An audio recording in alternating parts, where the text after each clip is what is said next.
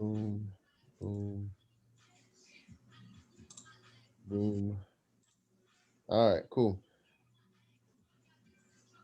Share my screen. All right, guys. So tonight's class is going to be over like reversal patterns, some technical charting patterns, and then we'll get into a deep study of market structure, which is going to be the bulk of it. All right. And then this portion that we're going to cover tonight, guys, should honestly help put some of the pieces together for you. You may have a few aha moments. This is probably the meat out of the meat and potatoes, what I'm going to go over with you guys tonight. So we'll cover like time frame correlation. We'll get into divergence. We'll get into describing the triple screen method and things of the sort like that. So, but first, I'm going to teach you guys some reversal patterns to continue off of the Fibonacci lesson from last Tuesday. And before I do that, I'm going to first draw something just to catch people up, refresh your memories, um, things like that. So on the whiteboard. So far, we've covered a little bit of Elliott Wave. We've covered an ABCD type of entry and targeting and things of the sort, right? So what I'm going to do is just kind of just draw it out for you real quick.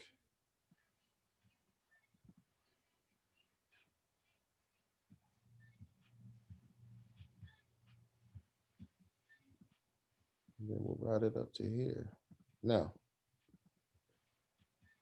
there's a few ways that we label this, right? Starting down here will be with A. Up here we'll label B. Down here we'll label C at our entries. And then that was D, right? Whereas A would be on this bull move up, A would be swing low, B would be the swing high. You fib from A to B, where we're measuring the move from B to C. C is always our entry. D is always our target profit, right? And usually, depending on what or how deep or how shallow the retracement is against this trend or impulse move up, we have a Fibonacci extension that will give it a 1-to-1 ratio. As going back to last class, we said the market loves, market symmetry, and moving in, one-on-one movements and things of the sort like that, right? Also going back to last class, we gave you different types of moves or movements or characteristics that would describe different types of like retracements and things of the sort, right? So let me see how much you guys have actually retained.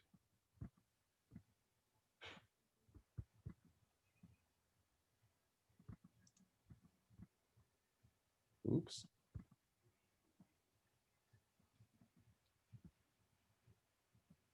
All right. Text it.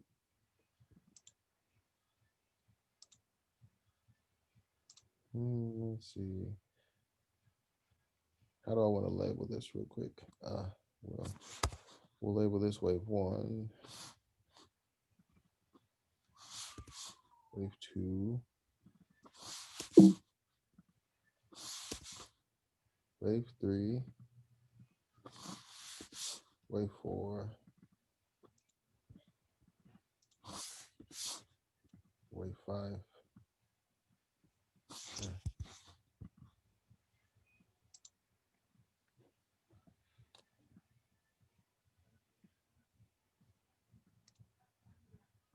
All right. So once you're target, oh, actually, let me do this as well. Um,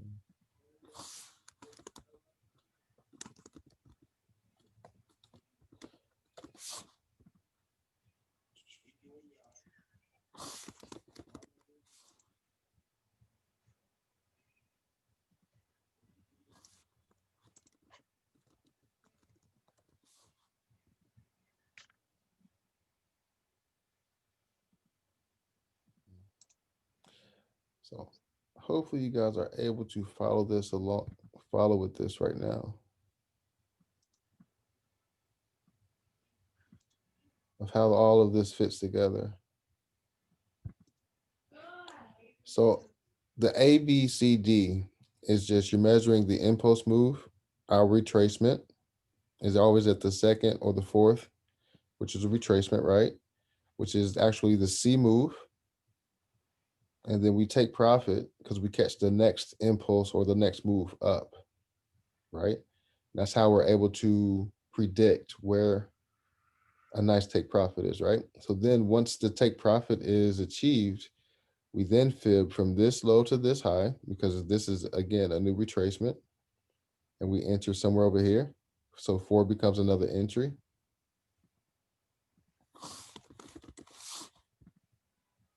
And 5 becomes another take profit.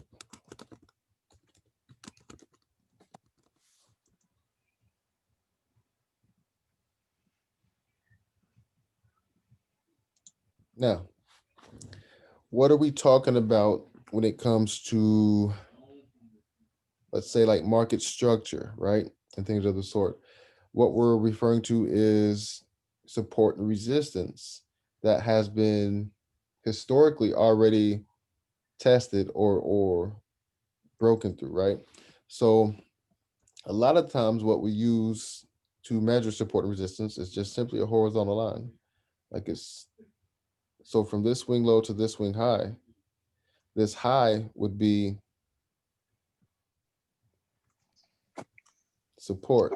resistance, or also known as market structure, because somewhere along here, it kicked off this trend or this move right here. Now, what we pay attention to, or what we like to see, is the break of structure.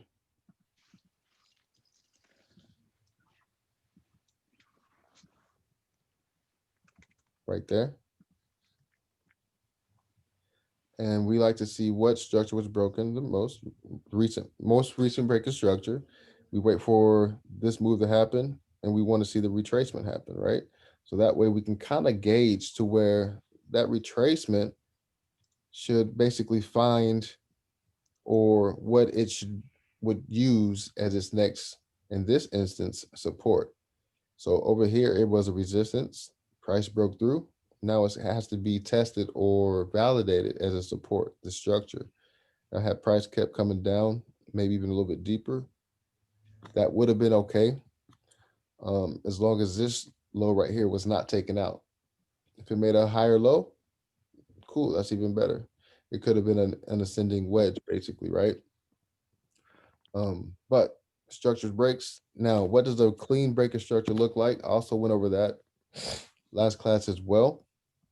And that candle pattern, that formation, if I can draw it for you guys real quick, more times than not was like,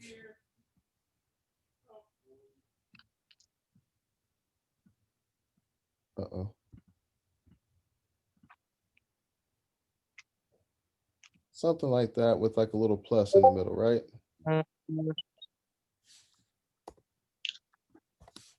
Or like a doji, I should say. Right? So that's our breaker structure.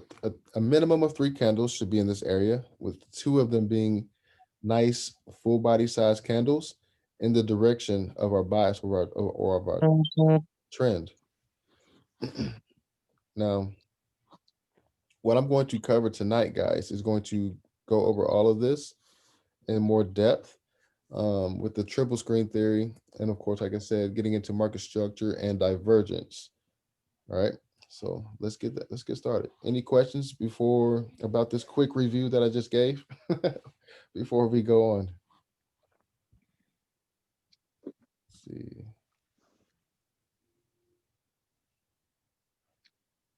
Correct. Yes. All right. Let's go. No questions, it seems like. Dope. Hey, Professor Corey. Yes, sir. At Professor some Corey. point, could you I love that. I love that. I'm still on. I love that shit, bro. I'm gonna make that I stick, had to man. laugh at that. I'm gonna make that stick, bro. Professor Wallace's Sherpa strategy. That is Hey, at some point, can you show us how to identify like a trend reversal? I've been having Yes. problems with the continuations and the reversal of like the trends. Yes, I can actually. Thank you. We'll look at all that on the charts because well, I still have that EU call still kind of marked up a little bit and shit like that. So we'll actually review that one and look for like a trend reversal and stuff like that. So now tonight, this section right here, guys, is just going to go over like different reversal patterns. And There's a session going on right now. Jose sent the link to the chat. what kind of session? Sorry. It's probably the 9 o'clock. No, they're talking about the 9 o'clock. That's the 9 o'clock session I was telling them about. No, I was telling my friend about the session that's going on right now. Sorry, guys. You're fine. I want her to log on to this. Oh, okay. Okay, dope. All right, cool. Yeah, so tonight's well, this section is gonna be on some like reversal patterns, just a few of them, guys. Like I said, you don't have to know every single one, guys. Take something that you can identify, like you personally take something that you can easily identify and learn that, right? So like I said, you don't want to be a jack of all trades, basically. Like learn your skill set bit by bit. You know what I'm saying? So reversal patterns to look for at support and resistance or for your entries, right? A reversal pattern is 1 to 3 candles, sometimes includes 4, right? To identify a potential reversal, we look for a quick, strong change in momentum in the opposite direction from the predominant trend. And then with that break, though, or with that strong change in momentum, we want to see it kind of break some type of structure. The stronger and quicker the reversal, the better. And it signifies who's really in control and where the momentum lies, basically. Like price action rules all. To identify when price may be reversing, you're looking for a few different things on the candles. The first candle should create an initial high or an initial low with either its wick or its body. All right. The second candle should pin or push that higher low, but close within the first initial higher low. And again, guys, I'm going to give you guys a visual representation of this. And then the third candle should have the shift of momentum away from the higher the low. So if that's basically what those 3 points right there describe, guys, is what makes a swing point. Okay. And your swing points are found at your major structure points, your strong support and resistance lines, right? Spinning tops, dojis, those are the exceptions to when it comes to looking for a reversal pattern, right? Those candles indicate indecision. You can't really judge or tell who's in control until the next candle or two after those. Now, these reversal patterns, they're also called swing points. All right. This graphic right here, you've probably seen a million times, but haven't really paid too much attention to, maybe. I don't know. But these are some highly reliable bearish reversal patterns, meaning they happen at resistance or ceilings, right? There's only a couple that I personally like to use. First one, of course, is being the evening star. That evening star, I like to say that's an inverted hammer.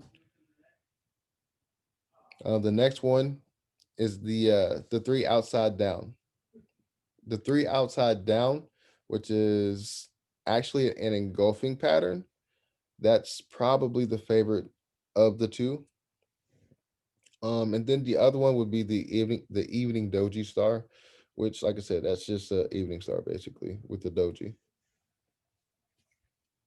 Again, the favorite, guys, is the engulfing, the 3 outside down. What are some moderately reliable bearish reversal patterns? The favorite one of this one would be the one with the engulfing candle, the breakaway candlestick, right? That's letting you know. So the breakaway candlestick pattern right there, that has three candles that was three price candles that were basically had their momentum taken back within one candle. Kind of like the reverse of an inside bar from a previous lesson, right?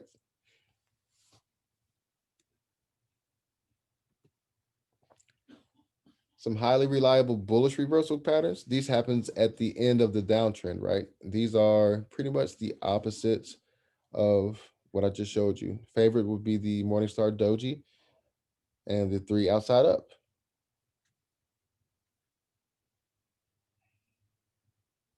Anything that has basically the more momentum a reversal looks to have or a swing point has, the better, right? So the bodies of the candles matter basically when it comes to support and resistance. And that's going to let you know whether it's either going to continue to go or it's going to bounce.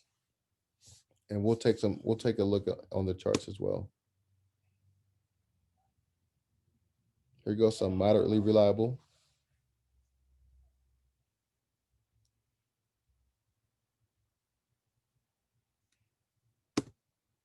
All right, now technical charting patterns.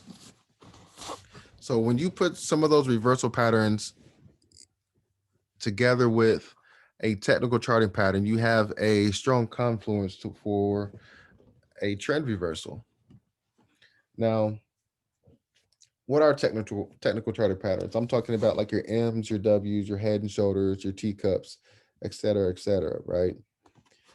So there are various technical charting patterns that reoccur once they reach support and resistance or market structure. These patterns take time to show though, okay? So you'll see a reversal pattern like I just showed you before this whole M or W, takes place. For instance, you may see one of those reversal patterns that may form the first half of an M or the first half of a W, right? But if you see one of those reversal patterns on the second half, then you have a better probability of a trade going in your direction. Okay. Um, Now, again, these are your head and shoulders, your double tops, your double bottoms, and there's all other kinds of variations like your teacups, wedges, so forth, right? So the graph to the right, guys, it has, your two circles with the common area in the middle. Your reversal and your continuation.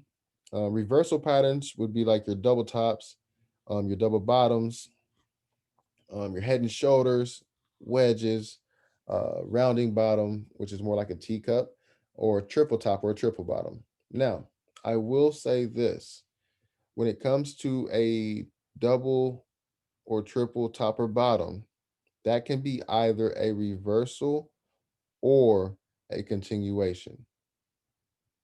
Okay. Some of the continuation patterns are your flags, your pennants, your symmetrical triangle. Then you've got your ascending, descending triangles, rectangle or a flag necessarily, and then a cup with a handle.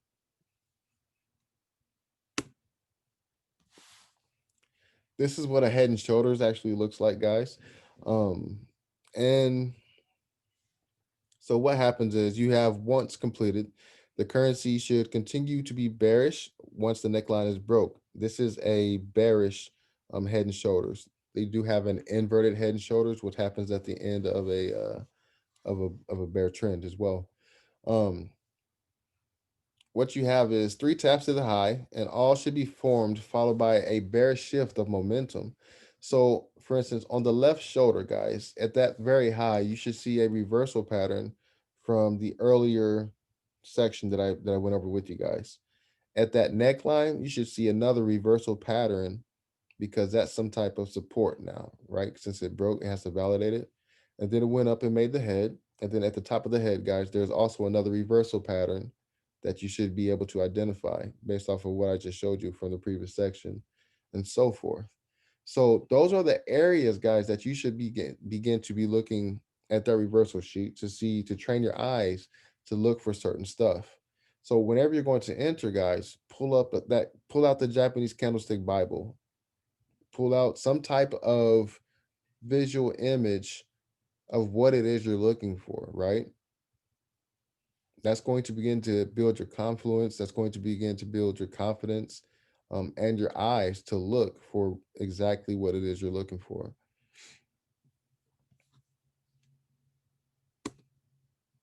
Double tops and double bottoms. Now these are the most common chart patterns. Everybody says look for the M's, look for the W's, right?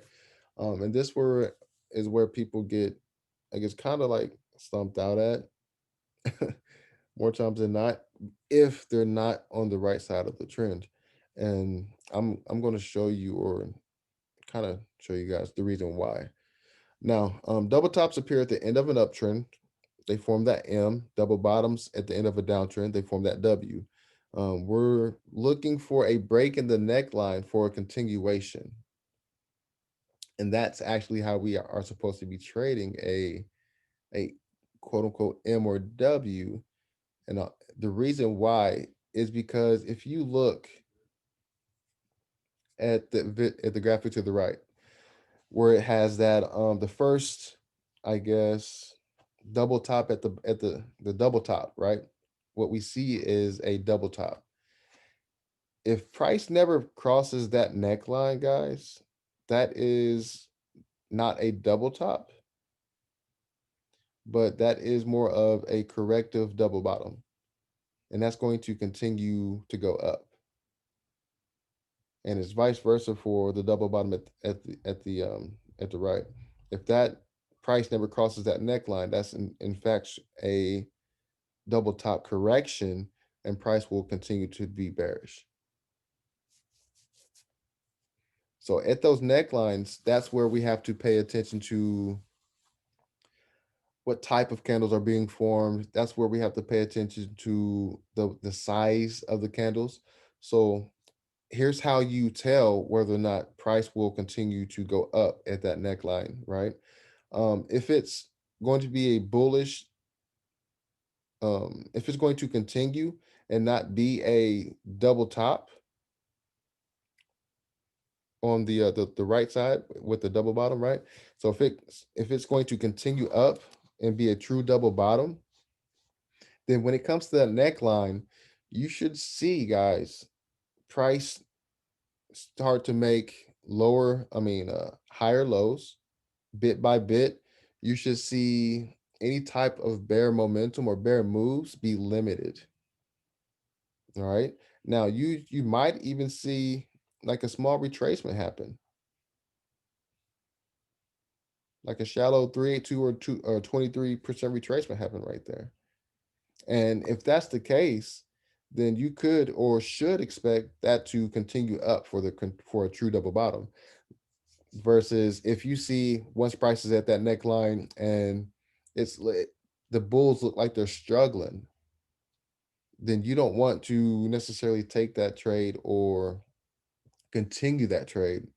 And you want to be honestly probably looking to go short, because that's now that neckline is acting as a resistance and not and a true resistance, right?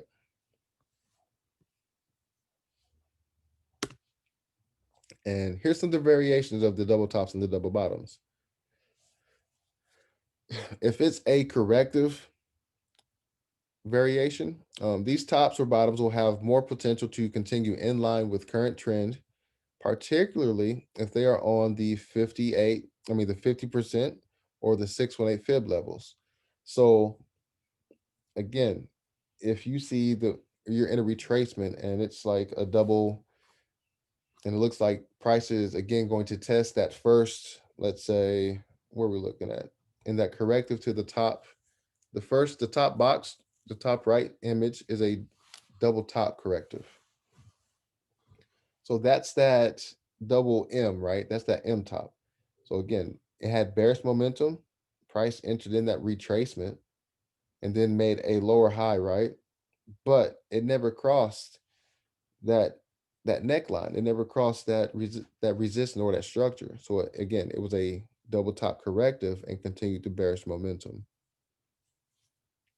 If it's an overbalanced variation, this is where the correction prior to the double top or bottom is greater than the preceding correction, and it has more of a potential to reverse back up or down.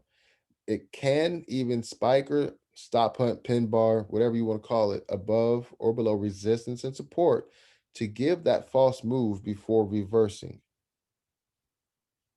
So on the overbalanced one, again, the double top formation, we're looking at the overbalance, which is the bottom left picture. On that second double top, or that second top of that M, price can actually, in fact, close above the neckline, but I would say the next 2 to 3 candles after that close must and should be bearish for that to be an overbalanced type of corrective.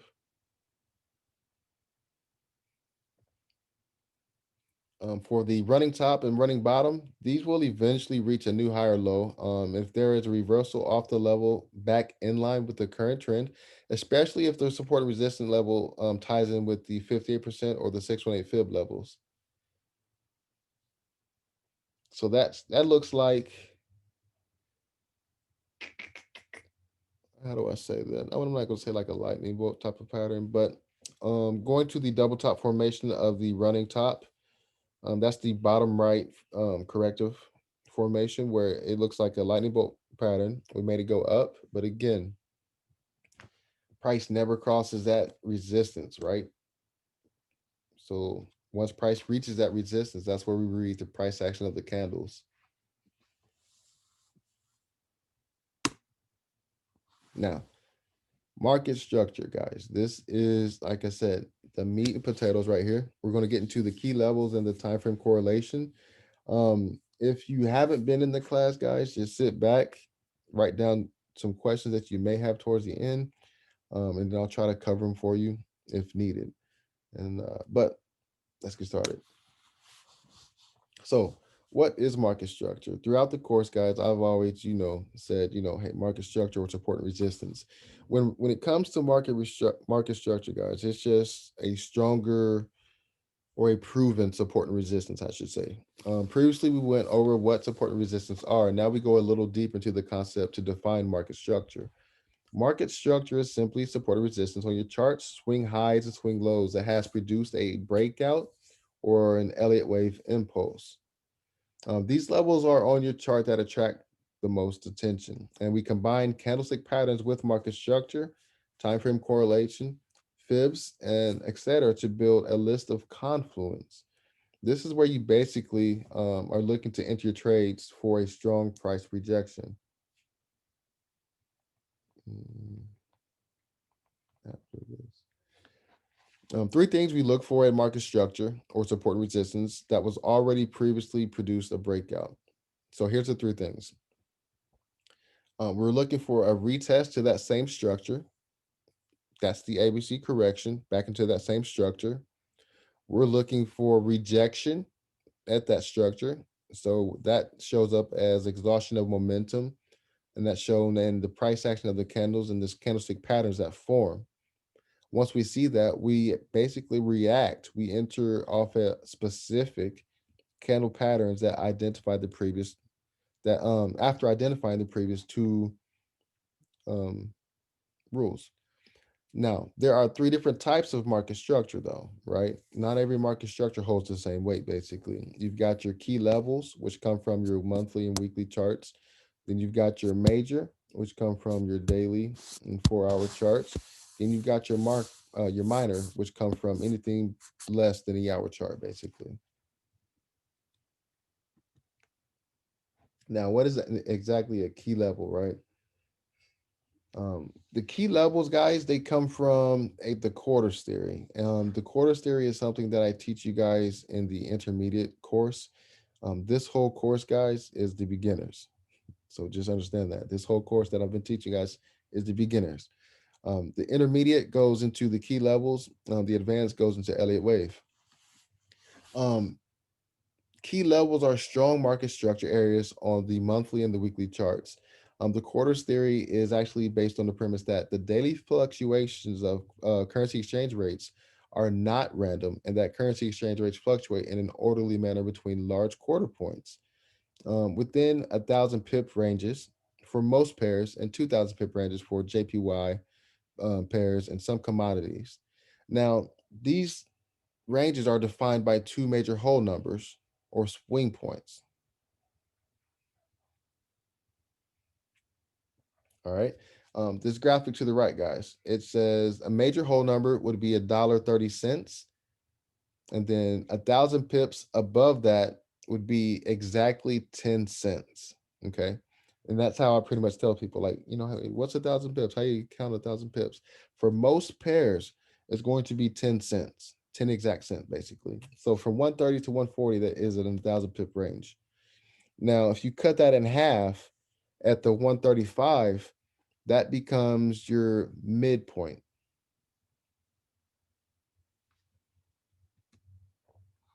What exactly are the quarter points, though? Now, the quarter points are, you can use your quarter points. I don't really draw the quarter points on there. I like to go off of the daily structure points. Okay. Now, I'm teaching you guys this is because you guys need to look at the market from the macro image first. And once you can identify this, then you can break it down to the daily and stuff like that. Now, the quarter points focuses on the 1,000 pip ranges between the swing high and swing low of the whole numbers and currency exchange rates and divide these ranges into 4 equal parts. We only divide it into 2. All right. So we'll go from 130 to 140, split it in half at the 135 and call it a day.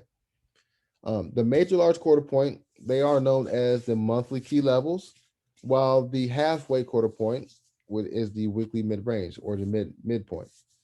The large quarter points are known as quarter points. Now, the image to the right, guys, shows you what a fully broken down 1,000 pip range looks like. Again, I only cut that in half. So I create 2 500 pip ranges, is not 4 250 pip ranges.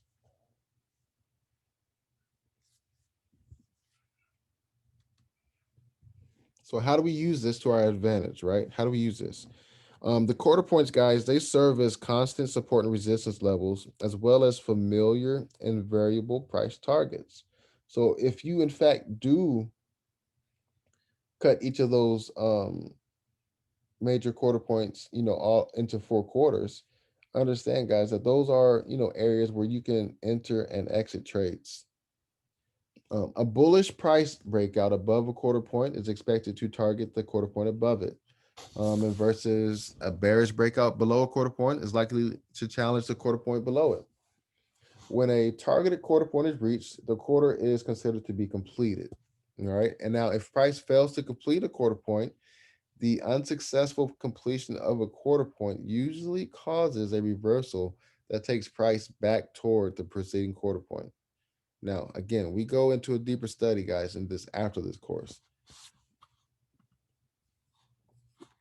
So, major structure. This major structure, guys, are the swing points that are found at, your important structure, right? Your major structure. Those are the areas where we want to pay attention to. Going back to this image right here.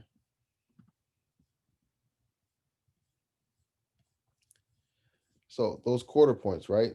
Those large quarters are where you would find the swing points of the slide that I'm about to go to. This one right here. Right? So swing points. Major structure is a support or resistance that's formed at the swing points. Your higher highs, your higher lows, your lower highs, your lower lows. Those are your swing points, guys. All right. These areas produce the first move away or form candlestick continuation patterns at support or resistance. So these points are actually where we fib to measure the retracements against the prior move or trend. We look for this structure on the daily, the 4-hour, and the 1-hour charts. Um, and then understand, guys, a swing point takes several candles to create, a minimum of 3 candles, but we want to see about 5. So at the higher high and the higher lows, we want to see a minimum of 3 candles, basically, which each of those reversal patterns that I showed you guys had a minimum of 3 candles. Minor structure.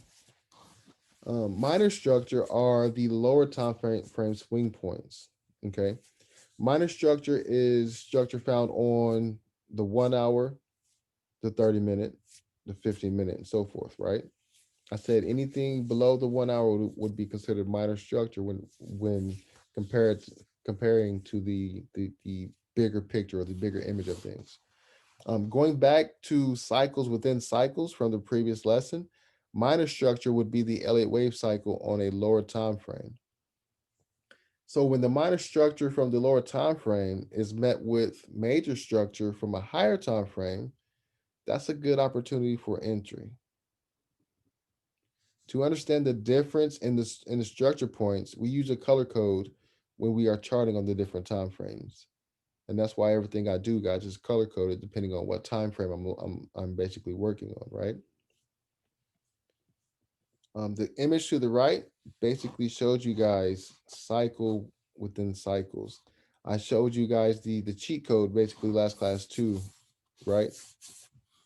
This is just getting into a deeper look into that basically.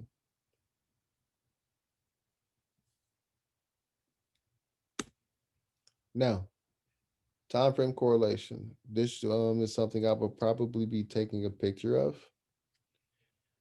This is the triple screen entry method. This is how you systematically basically enter the markets and remove a lot of emotion.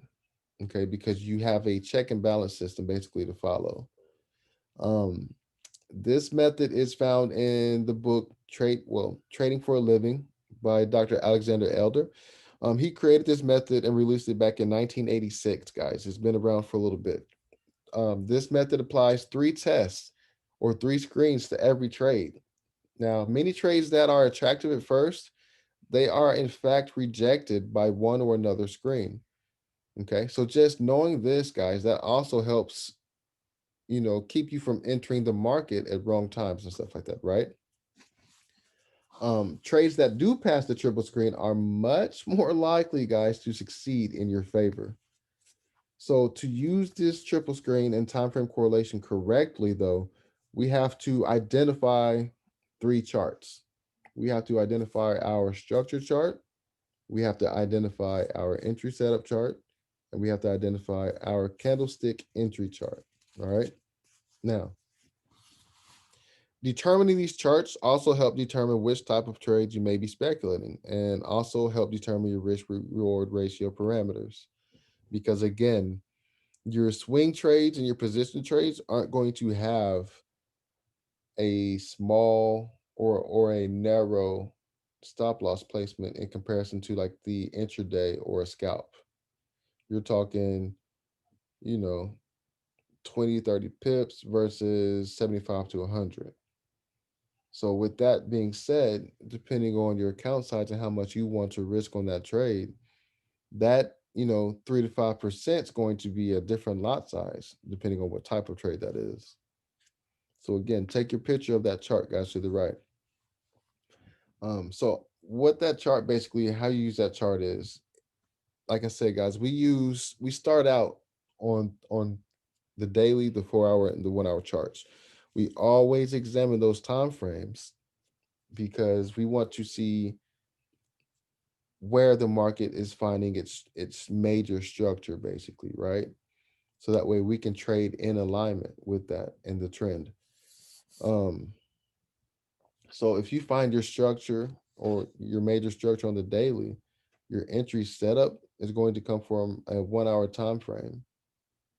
Your candlestick entry is going to be on the 15-minute, and that's going to be a position or a swing type of trade.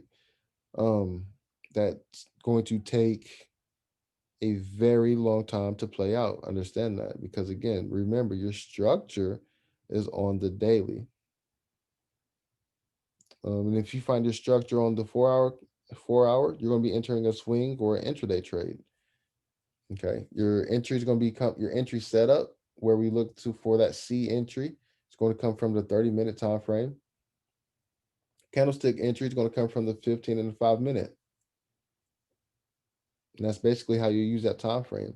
So what this does is prevent you from being confused when you're doing a top-down analysis, right?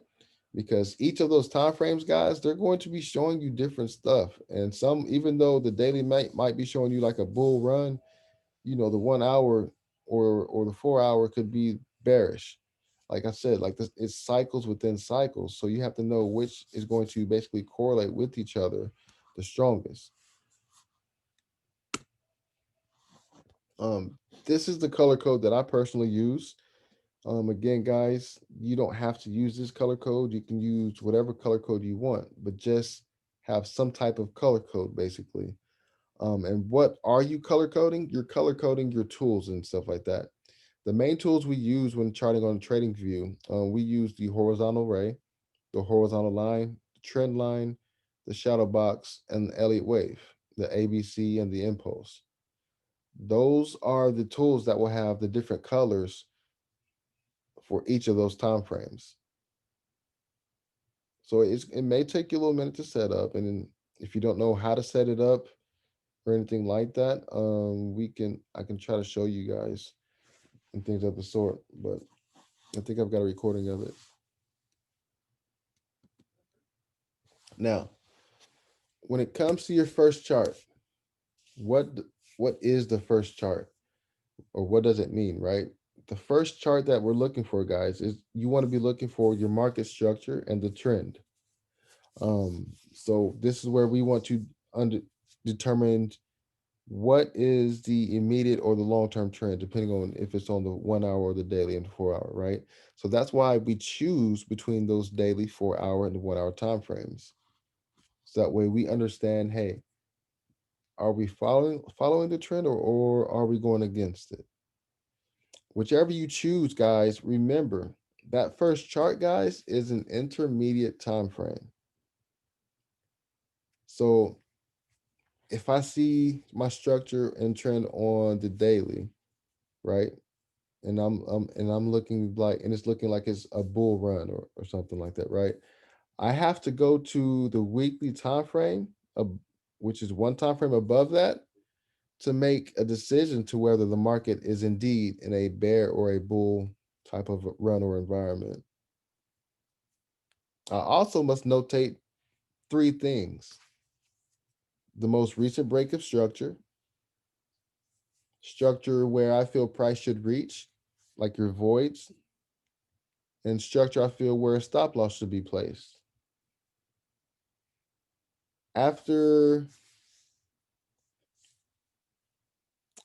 I checked the time frame above, I'm going to go back to my original time frame and begin to determine an area for potential entry. And to determine that area, guys, we simply use the fibs, right? So basically what this is telling you is, let's say, hey, I look at the daily chart and I see it's on a bull run, right? So now I find structure on the daily chart. That's going to be a position or a nice swing trade. I want to see that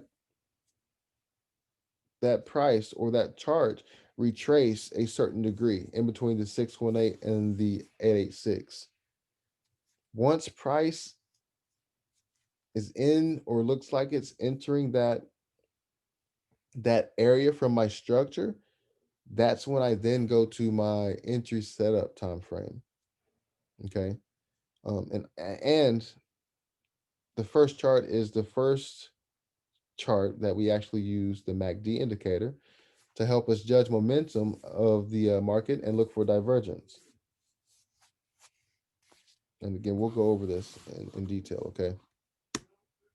This is the MACD. The MACD is the moving average convergence divergence indicator. This is where we look for divergence as well. And it helps us kind of judge the momentum of the trend or the market, depending on what time frame you're using it on. So down there where it says number one, slope and cross of the MAs, those two lines right there, guys, those are just regular moving averages. They're just not on the chart. They're on the histogram. Up where it says number two, the color and size of the red and green bars, that's where I'm looking, guys, to see the momentum and who's in control. So just looking at those green and red bars and the moving averages of this picture right here, currently we're on two red bars that are heavy red, right, or darker red, and our moving averages have crossed. That's letting us know that the bears are in control. The darker green shows that the bulls have heavy momentum. The lighter green shows that the bulls have their momentum dying or drying up, kind of. Maybe the market might be in a retracement in those periods to the major trend. The darker red means the bears have heavy momentum, or the market is trending heavily in a bear. The lighter red means the momentum is dying or it's in a retracement. The shorter bar also means momentum is dying or the market's in a retracement, while the larger also means it's gaining strength or momentum.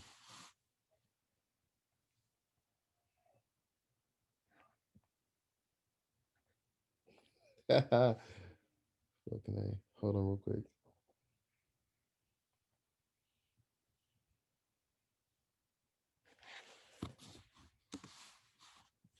All right. So what signals come from the MACD? Now, that graphic to the right, guys, uses candle bars, not candlesticks, but it's pretty much the exact thing as a candle bar, just not filled or colored in. It's not pretty. All right.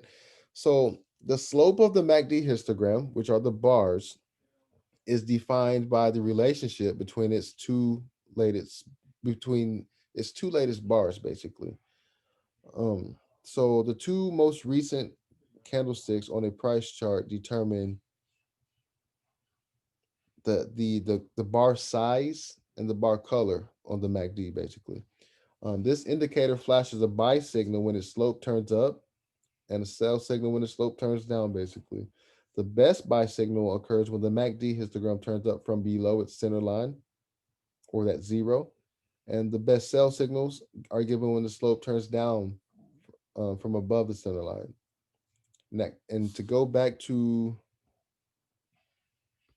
this image right here, those two red bars should correlate with some heavy bearish momentum chart, momentum bars, candlesticks on the actual price chart.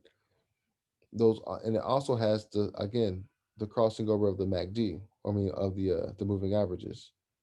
That's what I'm talking about. That's what it's referring to when it says the crossing over of the center line. That center line is zero.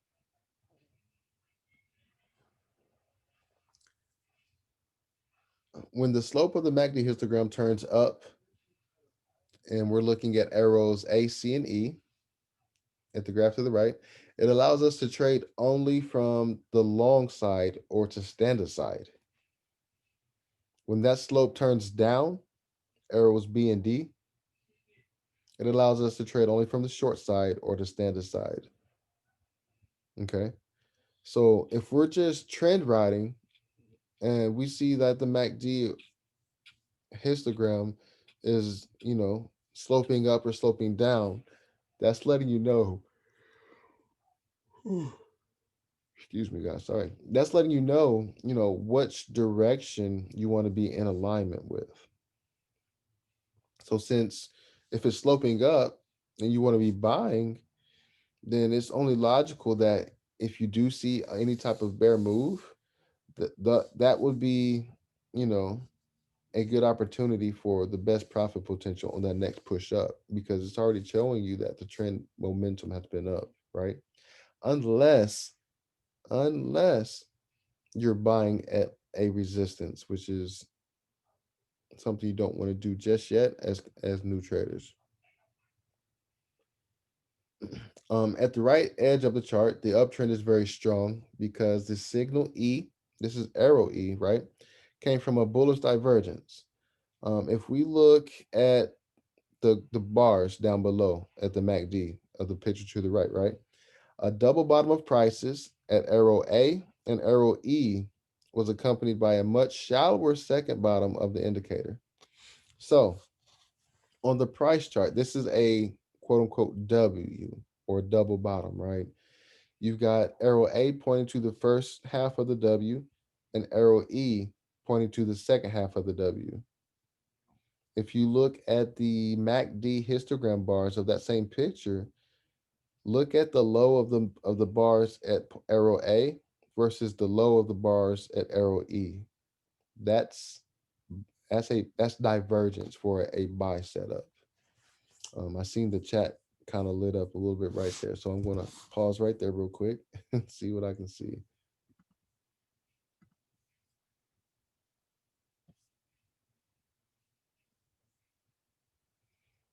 Pamela said it was confusing.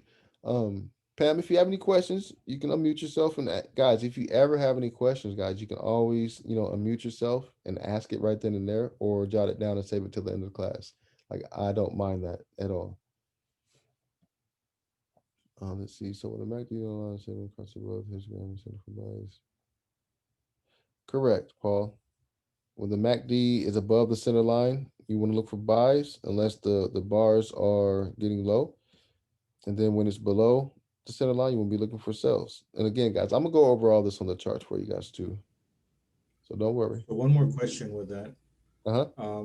When the MACD line is inside of the histogram, is that kind of like also an indication for a reversal What do you or mean consolidation? when the MACD line is inside the histogram? Like the moving averages? Yeah. Not necessarily. We'll go over that on the charts. I'll show you that a bit more on the charts. I think I know what you're talking about though. Let's see here. Now, and this is what I'm talking about as far as divergence. If the divergence was confusing to you a little bit, okay? This is divergence, guys. You can see the move before price shows the move, basically, in some instances. Divergence is the comparison of the price action on the charts with an oscillator that tells trend or momentum, like the MACD and the RSI, which is the relative strength index. Those are the two indicators that I use. It's a low risk way to buy near the end of a downtrend or sell near the end of an uptrend. And there are two types of divergence, though. You've got your regular and your hidden. Your regular type of divergence produces different types of signals: strong, medium, and weak. While your hidden divergence is hidden for a reason. It's not necessarily a strong signal, a medium signal, or a weak signal. It's something that you're not going to identify necessarily until it almost happens. So, let me go back to that. Go back real quick. Yeah, I gotta go back to that. I didn't mean to do that. Sorry. Let me. I wish it showed my arrow. Can you guys see my arrow? Yeah, we can see it. All right. Yeah, we see it. Yeah, Yes. I'm gonna use it right here for right now. Okay, so right here, guys, is a strong divergence for a buy signal. So this will be your price chart making a low and a lower low, right? Or a low almost in the same vicinity as this low over here. Your MACD, though, is going to have the histogram bars or the moving averages have this low and then a higher low.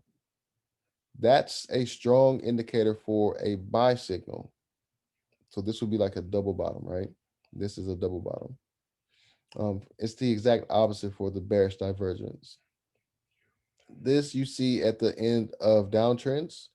This you see at the end of uptrends. Now, medium type of divergences, I would say, happen on the retracements more times than not. All right. And these happen on the deeper retracements, where the weaker happen on the shallow retracements. Okay. If that helps kind of give you an area where to be looking for these types of things at, right? So for the medium type of divergence, price is going to be, like I said, almost virtually the same.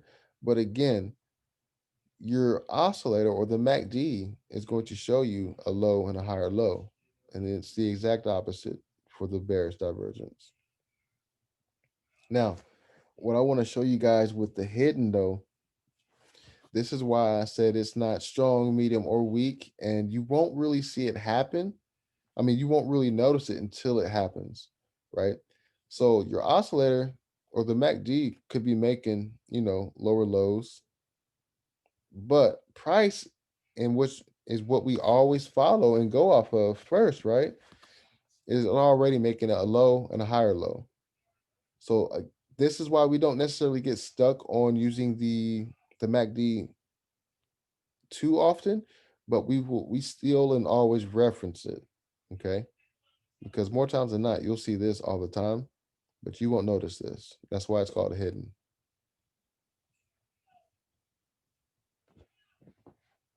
You got that graphic?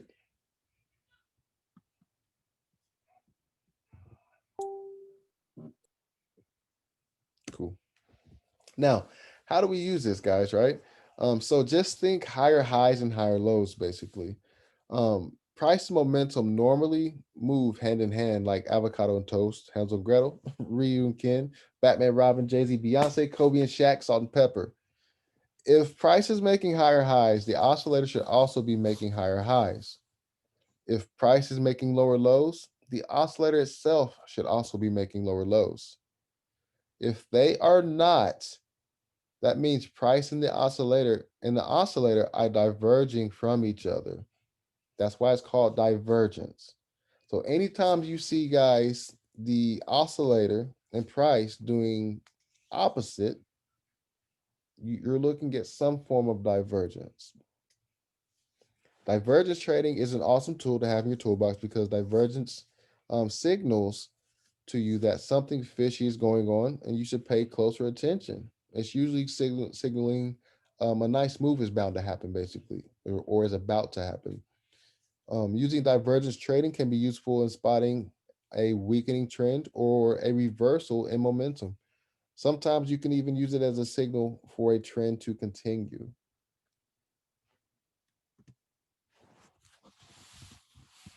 Again, I'm not going to go over this again. I think you guys kind of get it right now. Regular and bullish, regular and bullish, regular bullish and bearish divergence. The graphics to the right is showing you the regular bullish and bearish. If price is making lower lows, but the oscillator is making higher lows, this is considered to be regular bullish divergence. This normally occurs at the end of a downtrend, guys. After establishing a second bottom, if the oscillator fails to make a new low, it's likely that price will rise and and momentum are normally expected to move in line with each other. Now, if the price is making a higher high, but the oscillator is making a lower high, then you have regular bearish divergence. This type of divergence is found at the end of an uptrend. After price makes that second high, the oscillator makes a lower high, then you can probably expect price to reverse and drop. The oscillator signaled to us that momentum is starting to shift, and even though price has made a higher high or a lower low, depending on what you're looking at, chances are that it won't be sustained. So if it did make extend or push that higher low, and you see that change in momentum shift right back into that zone,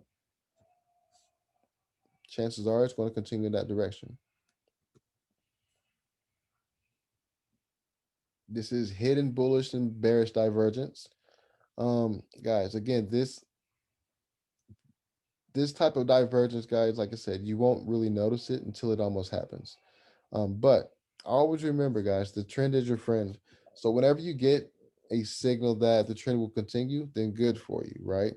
Hidden bullish divergence happens when price is making a higher low, but the oscillator is making a lower low, right? And that oscillator should be probably at some type of number if you're using the RSI.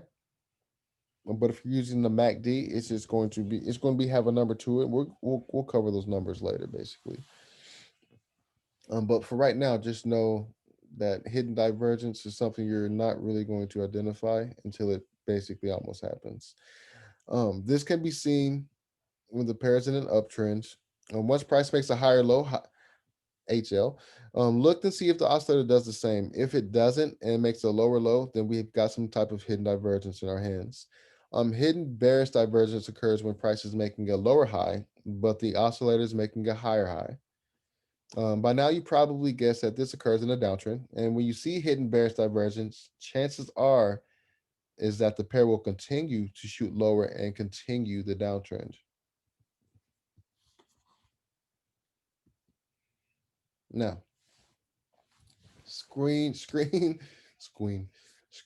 one review. All right. Now, the screen one summary, basically what we want to do for our first screen. Okay. We want to identify the trend using a trend following indicator and trade only in its direction. We want to identify major market structure, right? That's why we have either the daily, the 4-hour, and the 1-hour time frames. That's also going to help you determine, what type of trade you're speculating in, right? So it's taking a lot of the what to do in this instance or what chart to look at type of guesswork out of it, right? What to follow. A trader has three choices, guys. You're either going to buy, sell, or stand aside. A lot of the time, guys, you're really going to be standing aside. Okay. This is a game of patience, not necessarily who can trade the most or make the most trades, but it's a game of patience. You want to make the most precise trades.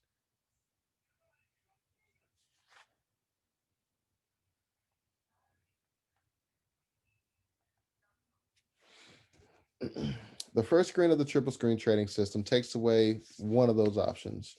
It basically acts as a sensor who permits you to only buy or stand aside during major uptrends, and it allows you to only sell or stand aside during a major downtrend.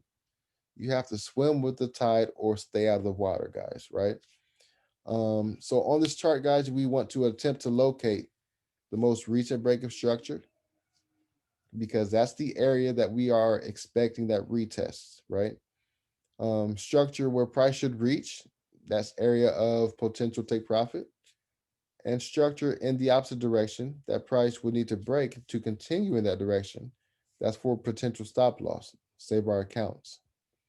If you're a trend follower, which you all should be, then you should dedicate some time, guys, to spot hidden divergence because that's going to be your trend continuation type of divergence, basically.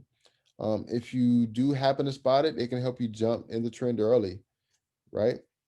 Keep in mind that regular divergences are possible signals for trend reversals, while hidden divergences signal trend continuation.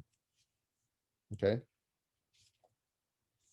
The daily, the 4-hour, and the 1-hour. Those are always going to be the charts that you start at every single time you come to take a trade.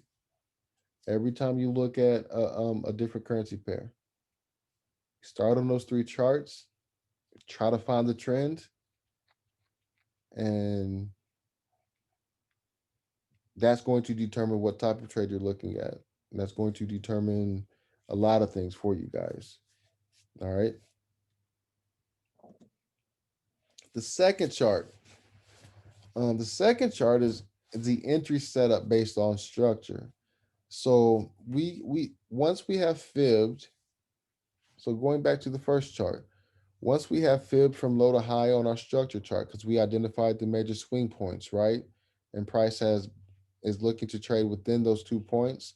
So we identify that as a retracement.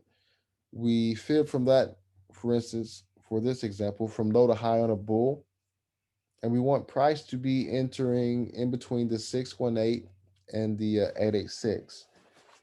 Now, once price is in that area, guys, all right, once price is in that area, we're on the second chart. Okay, the second chart identifies the wave that goes against the trend.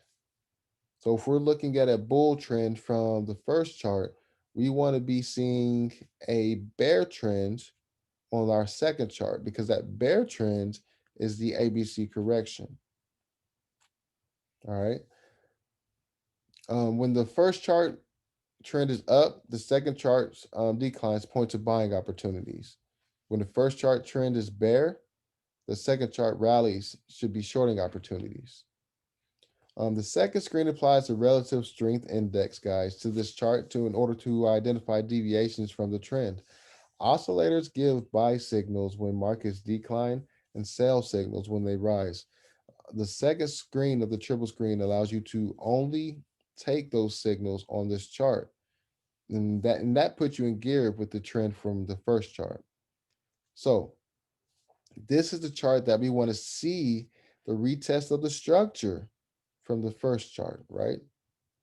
So this is why I sell you guys. On your first chart, you want to find that most recent break of structure, because once price enters that territory of that most recent break of structure, we can go to our second chart. More times than not, that most recent break of structure is met with our entry zone, or some type of void, I should say.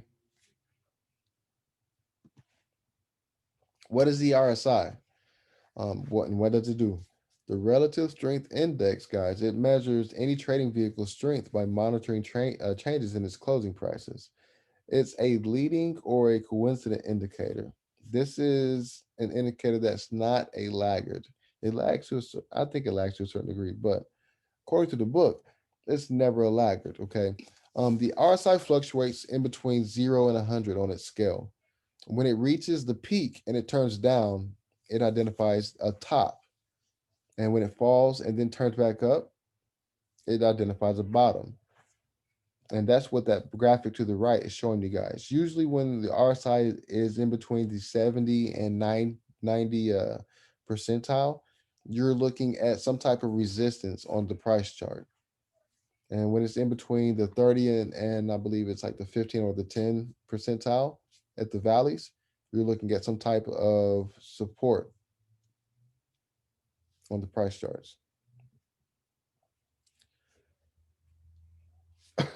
Now, the pattern of the RSI peaks and valleys, they don't change in response to the width of time. Okay, so what that means is those swing points on the price charts can take, depending on which chart you're looking at, whether it's the hour, 30-minute, or the 15-minute chart, it can take, a few different candles to play out, but that's not really going to affect the RSI from being above or below where it's at, basically, is what that says.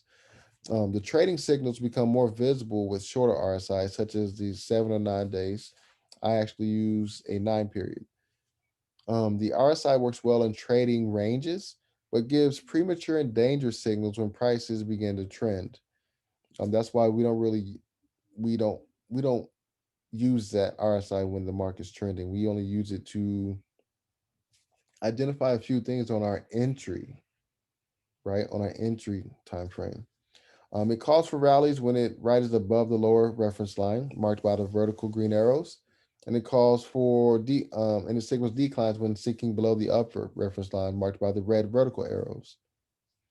A very powerful sell signal is given by a bearish divergence, right? And that's marked by the hashed red line, the hashed vertical red line with the green arrow at the top and the red arrow at the bottom.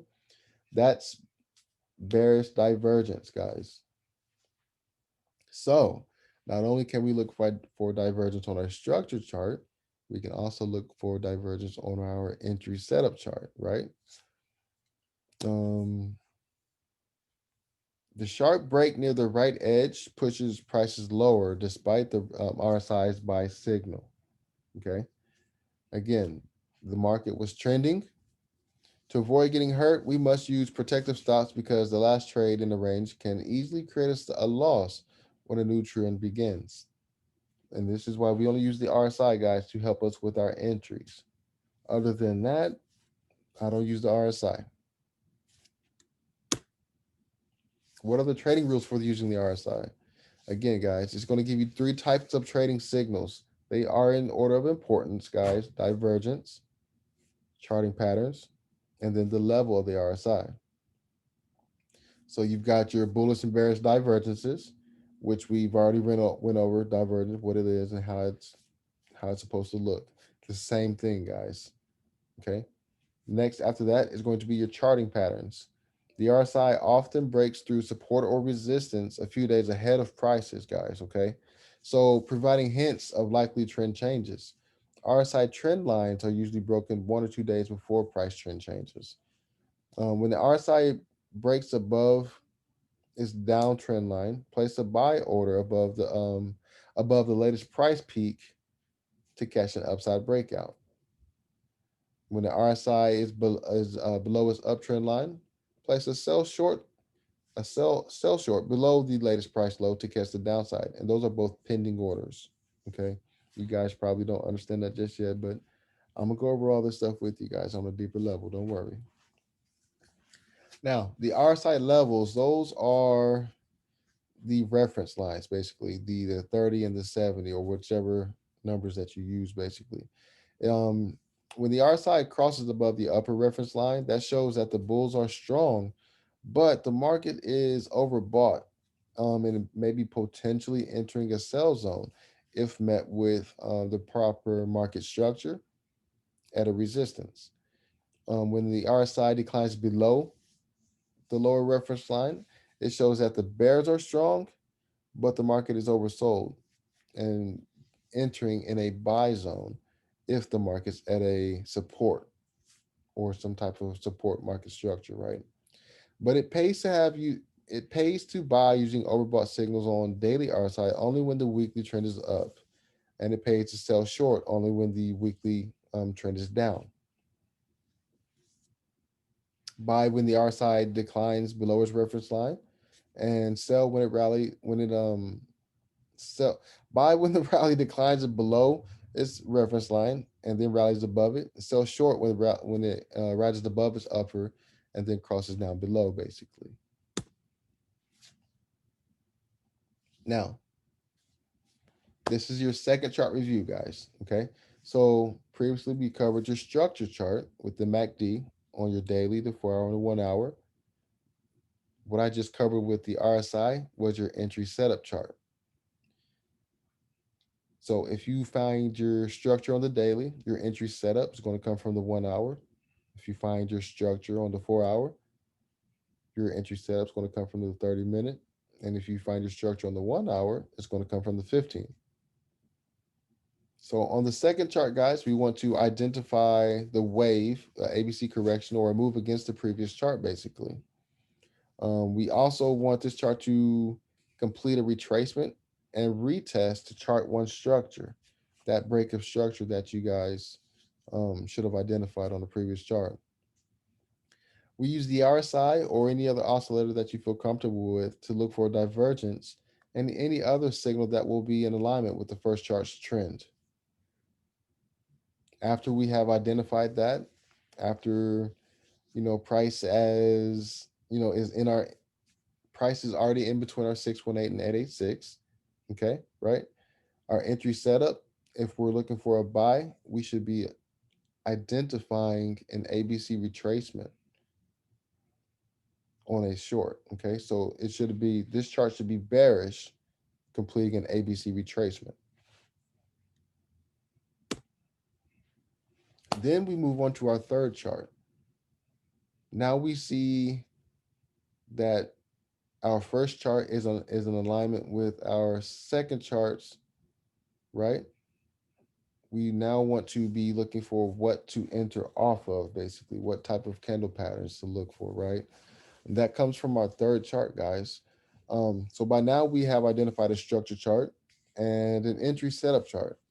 Now we got to look for an entry based off of price action alone. Okay. And here we have a little bit of a little, here we have a little bit of wiggle room as we can use the lower time frames for precision and adjusting any kind of stop loss for better risk to reward ratio. On this chart, guys, what we want to see is price at structure from the first and second charts with the shift of momentum present with a break of structure in favor of the chart one trend. So using a buy example, what we want to see on the first chart is the bull trend. What we want to see on the second chart is a bear trend that is an ABC correction or some type of correction against the bull trend. All right. Once we identify that, the end of that trend should be entering the zone of the 618 and the 886 that we'd filled from swing low to swing high from our structure first chart. Okay. The second chart should be showing the second chart should be showing price in that zone with some type of exhaustion. So if we're talking about a buy, we should see the candles of the bears begin to lose momentum. We should begin to see some type of wicking towards the low. We should see some type of structure that's being tested as well. Or and that structure should be the high that was broken on the prior trend. Um, our third, once we see that, we're on our third chart and we're looking for a specific candle pattern in that same zone. We want to see either the engulfing or the Maribozu candle. Those are two candles that we went over in a previous lesson. Okay. We also want to see if we can identify any kind of candle reversal pattern that was taught from tonight, right? So while at structure, we want to begin to see signs that the trend is actually either reversing to follow the trend from the first chart, or signs that the trend is continue still following the trend from the first chart, right? That's all we're doing on our third chart, guys, is trying to read the price action of these candles once it's at important structure. Okay, so this chart to the right, guys, is probably one of the most important charts that you should probably take a picture of. It's telling you guys what to do in every instance, basically. It's saving your asses from guessing, okay? So if your first chart is showing bullish momentum, and your second chart is showing bullish momentum, guys, as a new trader, you want to stand aside until you get comfortable with identifying price action of candles that say, hey, that trend is going to continue. If your structure chart is saying bullish momentum or up, but your entry chart says bearish, then we want to see that entry chart create a higher low, basically. That's why we want to buy and go long. So we're going to do a buy limit at fibs in our entry zone or a buy stop at the high. If your structure chart's bearish and your entry setup chart is bearish, guys, again, sit on your hands, stand aside.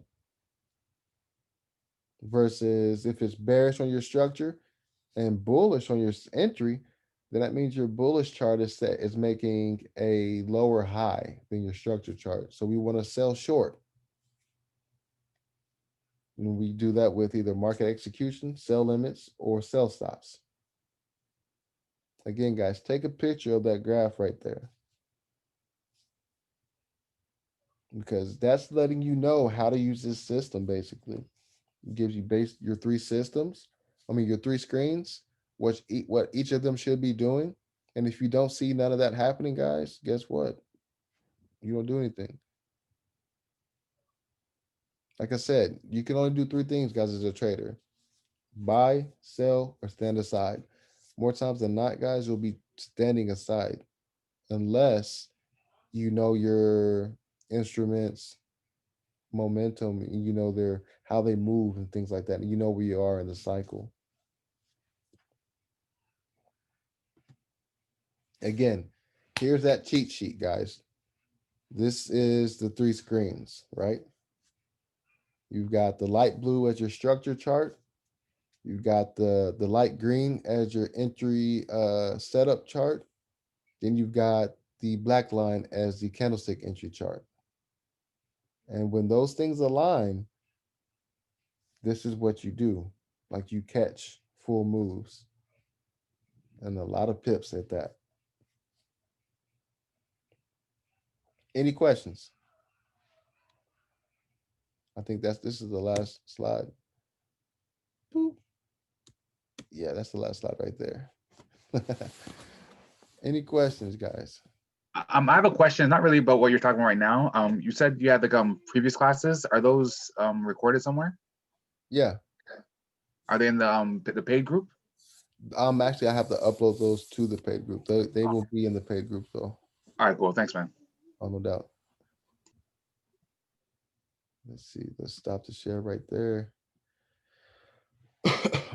Okay, so can we pull up the last slide again, please? Yes, sir, Mr. Joey. I can do that. Let's see here. I'm gonna draw this out for you guys as well. So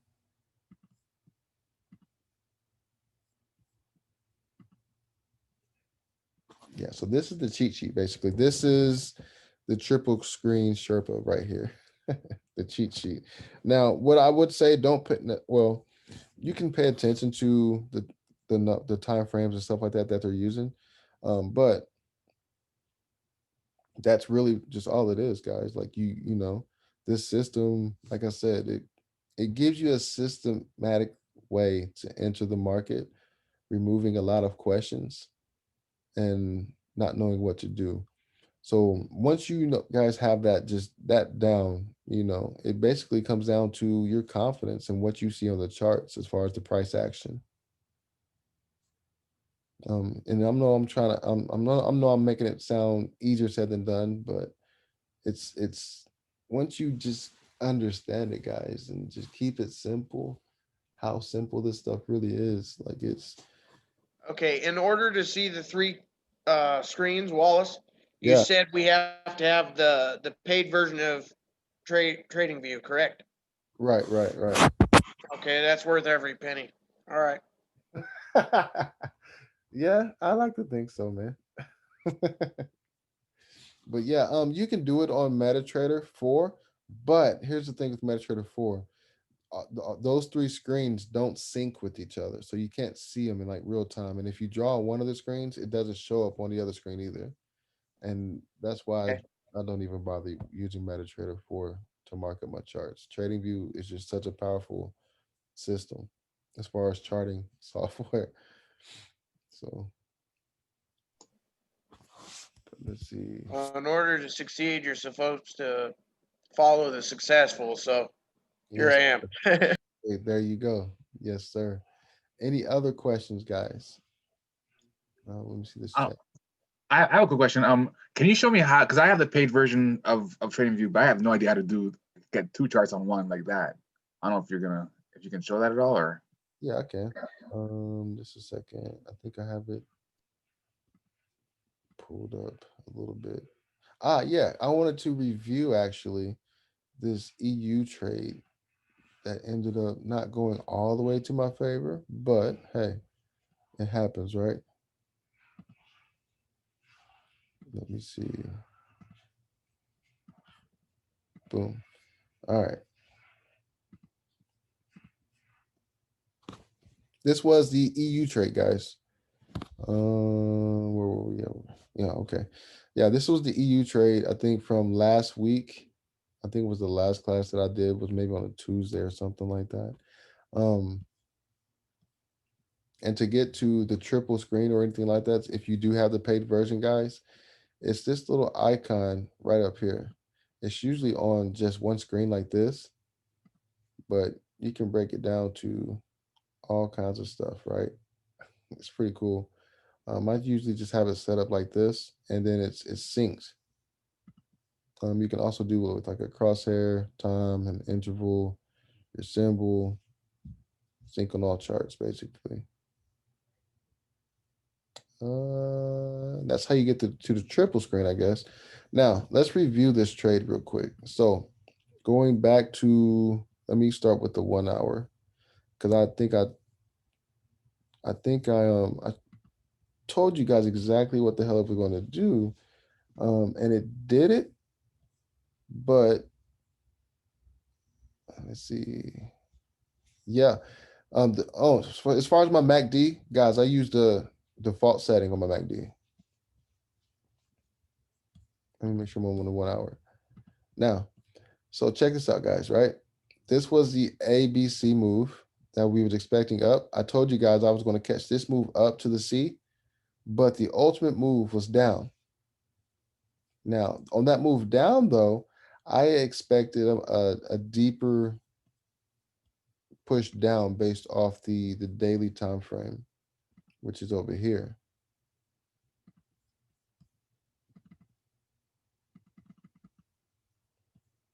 Now let me get this all off of here real quick. Boom. So what I seen on this daily move on the daily chart was basically we were over here, right? We were over here. I seen this move already break the channel. Here's my 3 candle breakup structure. So from this high to this low, what this is considered is just a retest right now, right? But that's all on the daily. So what I should have done is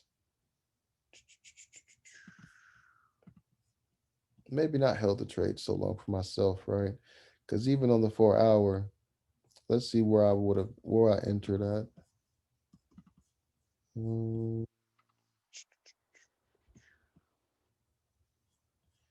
This yellow actually was the entry zone.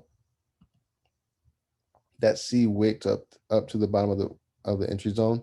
This bottom line is the 618. This top one is the 886.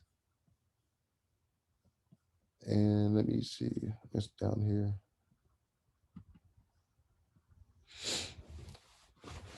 Where did I enter at? Hold on, guys. I gotta look at my phone real quick.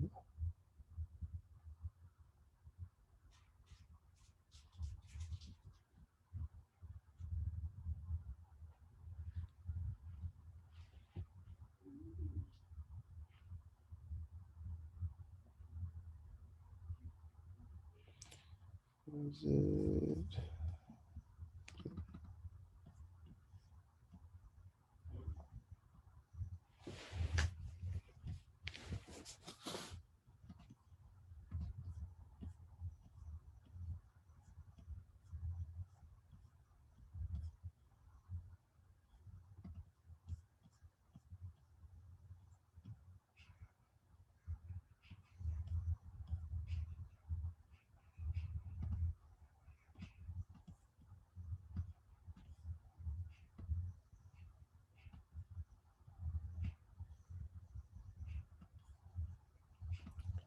Had I just so I entered in this area over here, guys, on a short sell, right? And the reason why, because look, you got this break of structure in the 4 hour, come up retest. I entered in actually on this engulfing, had some kind of drawdown, but it's a 3-to-1 reward to risk ratio, and the whole move is 63 pips right there, right? That's a 63 pip move. So it didn't go as deep as I thought it was based off the daily, which is, that's okay. Sometimes it happens. But understand, guys, that even you know what I'm saying? Like, it happens, guys. So I took a small L on this buy move, I believe. I expected it to come all the way up here, but it didn't. So this happened. This retest happened to this line. I seen this engulfing, right? This is the engulfing that I seen. I always say, hey, buy on the engulfings, right? My stop loss is up here on the, this is all on the 1 hour, by the way. And then I drop down to my lower time frame of the 15 to basically adjust my profit and my stop loss, basically, right? With this structure. I guess I could have did this right here, but I go off a major structure. And then I could have TP'd with the 63 pips, but you know, got greedy. It went back up. Now, the reason why I wanted to review this is somebody wanted to know what signifies a trend reversal or a change in a trend reversal, I believe it was. Let's point that out real quick. So if you are able to if you aren't able to identify Elliott Wave just yet, right? Understand that depending on which trend you're in, you want to be able to identify major swing points or major structure. So going back, we're going to use this example right here. Going back to the 1 hour.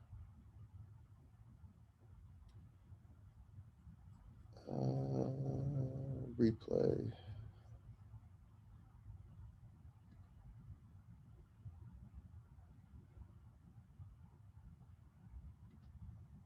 All right. So here's what we'll do. So all of this, guys, is considered a downtrend, right? You've got your lower high, lower high, lower high, lower high, lower high, lower high, potential lower high. So until this high or really this high or this high gets broken, you're still in a downtrend, right? Price can come all the way up to this purple line and still continue down. Price could come all the way up to this yellow line right up here and still continue down. Now, once price breaks above it though, you're looking at something else. And I'll show you that here just right.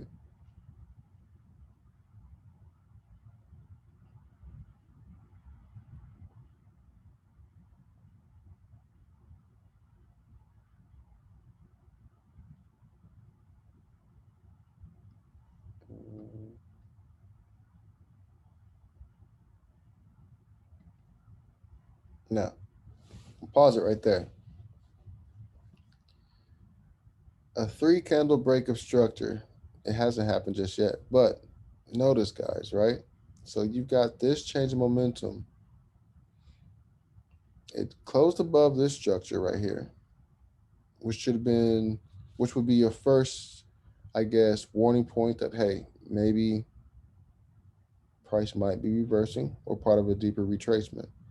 Then when it closed above this high and this high, that's letting you know that, hey, price is looking to change directions. Now, this shadow box again, guys, is our entry for the short, right? Let's see what happens. It goes short, yeah. But from this low to this high, all of this is just a retracement, guys. So it did a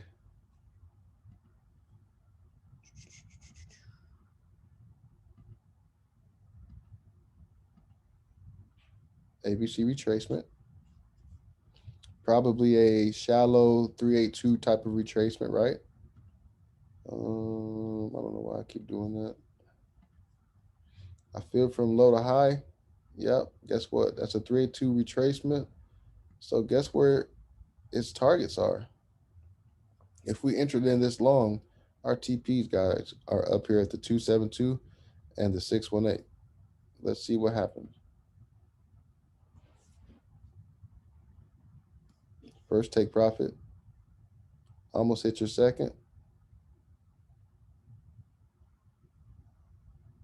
And we're at the current right now. Pretty sure if this was on a broker, the spread may probably have taken you out. I mean, have taken you out of your order as a take profit. Now, And that's all we do, guys. Like it may sound simple, or maybe I'll make it sound too simple, but again, I've got 7 years into this and my eyes have trained, right? And then another thing I want to point out is the shoulder, head, shoulder, right?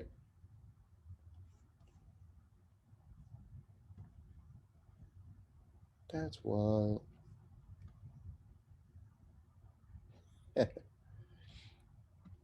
Mm.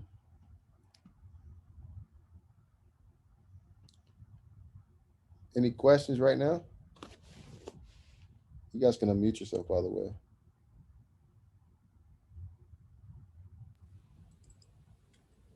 Um, I guess my question is more of a statement, but maybe you can clarify it. Yeah.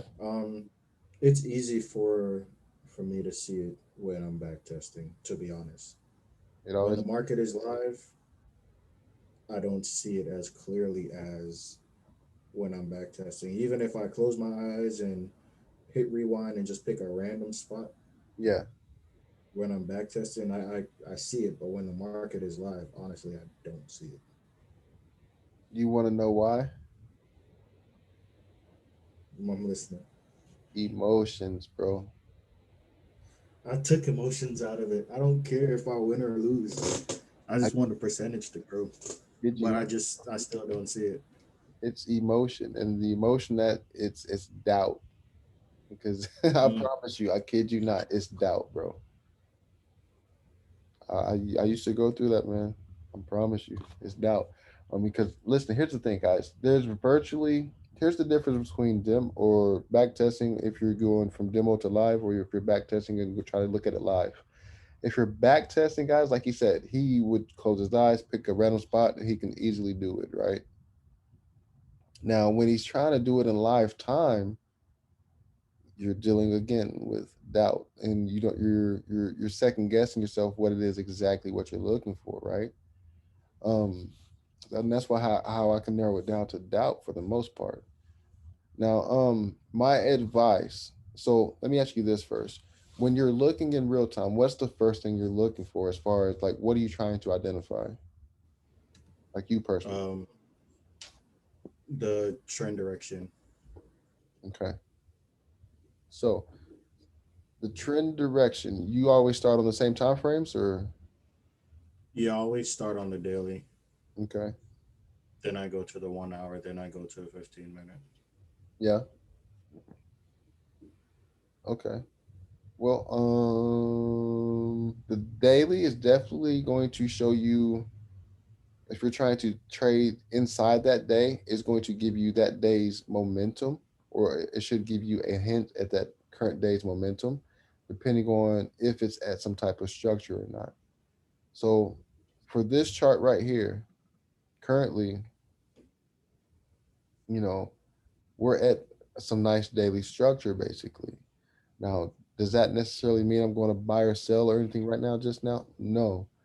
Since this is at a daily structure, I'm going to go to I'll go to the 1 hour to see if I can identify.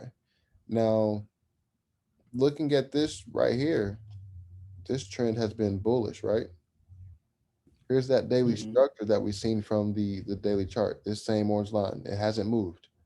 But this allows me to look at it and look and read the price action more, to let me know that, damn, I need to probably be continuing that bull momentum from the daily time frame, right? And then on top of that, with this being the dollar, I can also let me see, do this right here.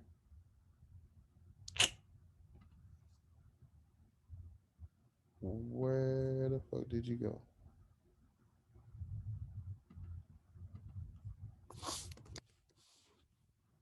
I'll just do this one. All right. So, do you guys know what this red line is I just put on the screen? Yeah, That it's a dollar index. right. That's it. I'm pretty sure you all have seen this before. The comparison, right? The dollar index. Even though it's I'm not too sure if I can show it as a bar or not. But if not, you can just still reference it on the normal price chart. And you'll see that the dollar itself is, looking kind of bearish, which is what you want to see to recognize this as continuing its bull run, right? So these are all steps that you should be doing to kind of, if you're looking for the trend or how to fill out the trend, those are all things that you should be doing basically, or recommend you doing, so that way you can figure out the trend. So that's got the trend out the way. We know the trend is bullish. So now what would you do? Now that I'm on a lower time frame, I'll be looking for rejection candles. Mm-hmm. You're right about that.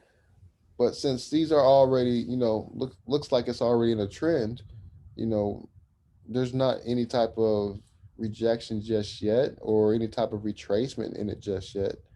So would you just kind of just like sit aside now, or? Yeah, I would go down to the 5 minute, even though I don't see anything there, and I think that's probably where I'm searching for an entry. You're forcing Because it, if I don't see nothing on the 1 hour, I go down to a lower time frame. I'm like, all right, there got to be something there. right? I mean, which you can find, like I said, you can find entries all day, but now you're kind of like forcing it though. You're chasing it, right? So you're not necessarily reacting, but you're chasing it. Um, which, like I said, a lot of the times, guys, more times than not, you'll be sitting on your hands, because if the market's already trending, especially on the higher time frames, like this is already a bullish run on the 1 hour. If I go to the 15 minute, yeah, I see this is the bull run too. So it's not necessarily something I can still enter just yet. Even if I go to the 5 minute, now this may be quote unquote a double top, right? If this comes back down. So now we're looking at something completely opposite of what the higher time frame of even a 1 hour is even showing us. And this is where we can get caught up in it and as chasing a trade, right? So just sit aside a little bit. Wait for the 1 hour to enter a retracement, or at least show some type of bear candle or something like that. But yeah, don't get too deep into chasing the trade, bro. Just have the patience to just let them develop.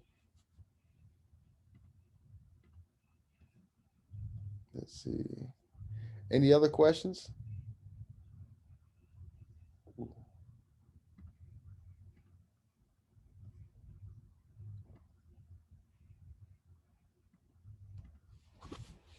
You guys there? Yes, sir. Yeah, we still there. Just taking it all in, huh? I know it. Let me see. Ooh, look at this. Let's take a look at this. So this was marked up. Has probably been marked up for a while. This trade got stopped out, even though it went in my favor. Terrible.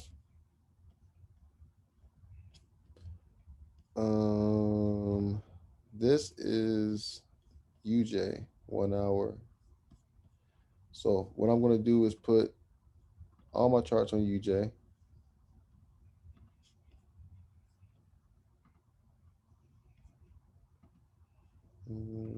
Let's see, 4 hour daily.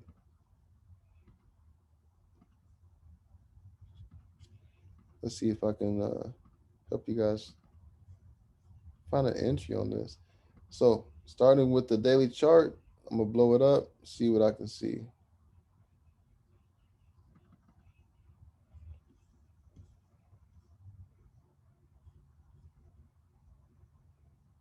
All these yellow lines are from the 1 hour, I believe, but I'm gonna get rid of those. What are those yellow lines? Is it quarter No, theory? no, those were just structure points from the 1 hour. All right, so this entry or this zone is, this bottom line is the 618, and this top is the 886. And I think I went from that to that right there, and that's how I got that zone, right? So It did a 3 candle reversal pattern at the top of the 886. Now it's down here making higher lows than this. So I'm going to continue that short pattern. This is on the daily time frame, right? So really all I'm concerned about is these last few days. Reference the MACD. I can blow it up for you guys.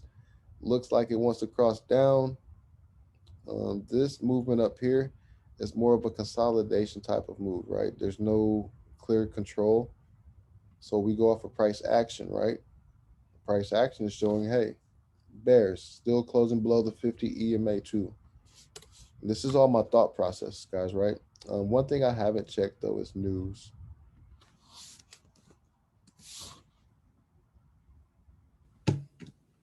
Hey, was it just me or was Forex Factory down like all day today? I think it was for the most part. I tried to get on it earlier this morning, but I couldn't really. It was doing something silly, man. All right, so there isn't any news, so it should be a smooth London. Cool beans. All right, so now that I got my daily out the way, I'm still going to look at my 4-hour, guys. Right? Still got to look at my 4-hour just so I can see price action better.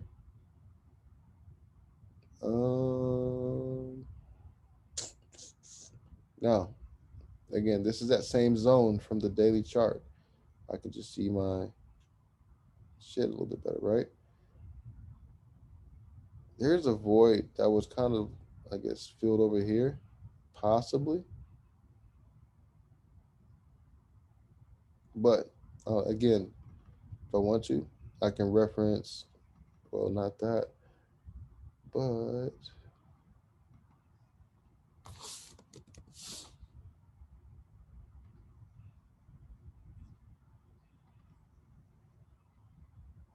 now, again, MACD, because since I'm looking for my structure, right, I'm not going to use the RSI, I'm using MACD. What is my MACD showing me, guys? Nice. No. It's not showing buys. Look at the slope. Look at the color of these bars. And then what are my moving averages? They're looking like they're one. Oh, Yeah. about to cross. So, but we were already in a zone that said short already, right? So I'm using this moving average, this EMA right here, as kind of like structure. I've got one candle. We're on our second, which is perfectly fine.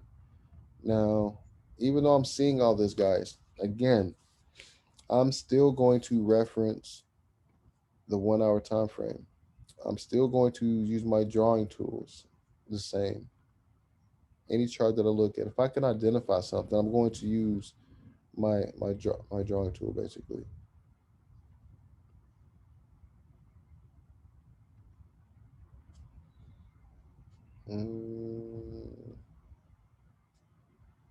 In between the 618 at a 6, these candles hit. That should signify at least a short entry into this part right here. So if we wanted to go short, right, or if we were going to go short, where would you put your stop loss, right? This is actually a high, guys, right? This wick. This is actually another high. This area right here is where I'm going to put the my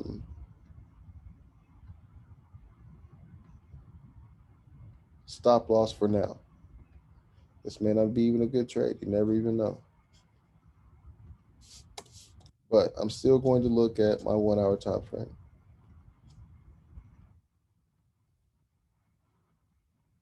Because I can see clearly now my trend line break right here and what's going on.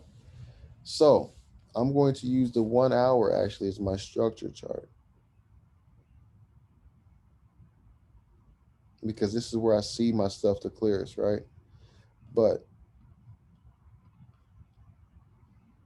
let me go back up here real quick, because now I can revise some things. So I noticed that this is a higher low, I mean, a lower high than over here. My stop loss now can go up there.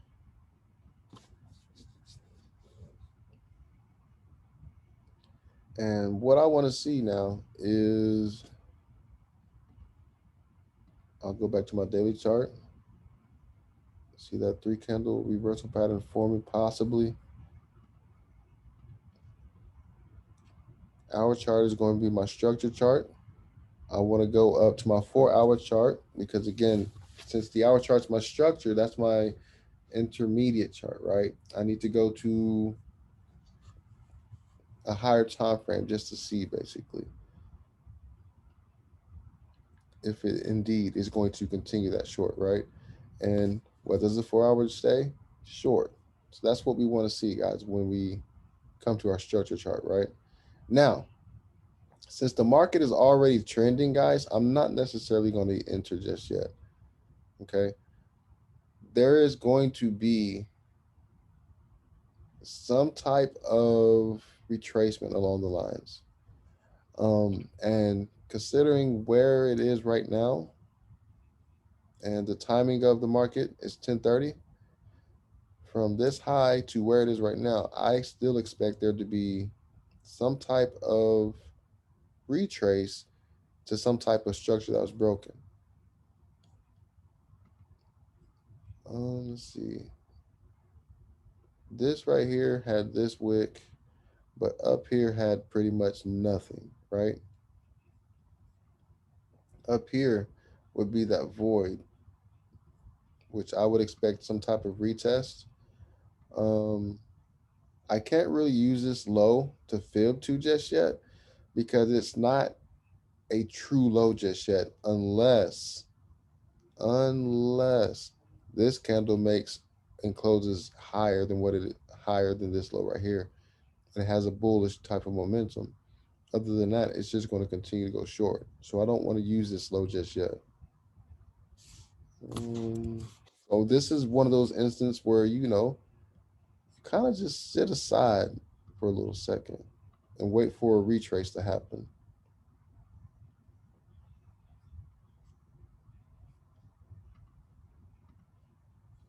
But I do. This is a perfect example of getting in on something too early though, because I would look at this and be like, probably a good entry to get in for my stop loss right above that last high. Right here. To write it down. Right. So like, I know I myself, I would look at that and probably jump in, being that I see that last high up there. Even though I'm working on doing what you're saying, like sit on my hands and letting the market play out. Correct. Something like that right there. That structure, that looks beautiful right there in the 1 hour.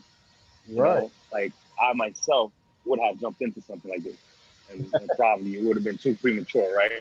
Right. Exactly. Because remember, guys, I mean, we're on a UJ pair, but even though we're in the Tokyo session and stuff like that, I mean, this pair does move a lot. A lot of the pairs still do move a lot with the London session because that's the largest trade house. That's where a lot of the trade volume comes from, right? So not only that, even though it does have the United States dollar pair, our market isn't even open. So the Japanese yen isn't really too big of a market necessarily like it is with like a Chinese yuan, right? Or a euro type of thing. So that's what I'm saying. I still expect it to come up. At least I'm gonna draw a new zone as well. Nope. Even though I'm using this as my low for right now. I don't want you guys to use that low, guys, because to me it's not set as the low just yet until this candle closes. And with this being on the hour chart, the next 30 minutes, this thing could be all the way down here. You never really know, right? So I'll have to readjust this anyways. But for right now, that's what I would do. If this was a true low, I would want to, see price come back up at least to the 618. And honestly, more times than not, if it does come back and this is a true low, that 618 is right here. This candle has no wick and it is an engulfing candle. That would be some type of void over here, I believe, is what Brian and Caesar like to call it, right? If he's still on here. But I can't use it just yet. Why did you fit from the top of there instead of the This second high? Yeah, or instead of from this instead of no, hold up, go down. right here. That or the one, yeah, right there. Because I'm going off of major structure, not minor structure. Major structure is at the swing points. This is a minor, this is minor. So you always fit from major structure points. Correct. Okay. You want to do major. So when you go to move it though, but listen though. So since you're going, and this is the reason why you go from major to major, guys. So if you go from this wing to this wing, and let's say this is, the low or whatever, you catch that whole move, next move down, right? And once that next move hits your TP, then you again swing from swing point to swing point of the major move, let it retrace, and catch that whole next move down. Because if we start from right here on the minor structure, we don't necessarily, we know where it's going to go, but it's if it's not in alignment with, let's say, the higher time frame of, like, let's say a 4 hour, 3 hour, 2 hour, whatever you want to call it, then you're either going to get stopped out on the retracement, because that retracement is going to come and be a deeper retracement of this whole thing, right? And it's going to throw your bias off a little bit, because now you'll think that, oh, since it broke this right here or broke this right there, it's going to enter an uptrend. So you always want to use, your major moves or your major structure.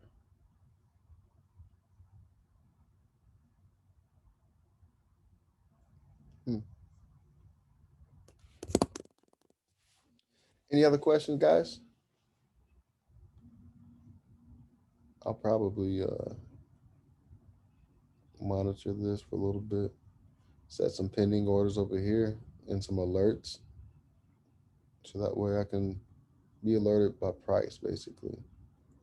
And that's another thing, guys. I haven't mentioned alerts or anything like that to you guys much, but the best thing about this is you don't have to chart watch. You don't have to, be tied up with emotions into the market, because you can set alerts.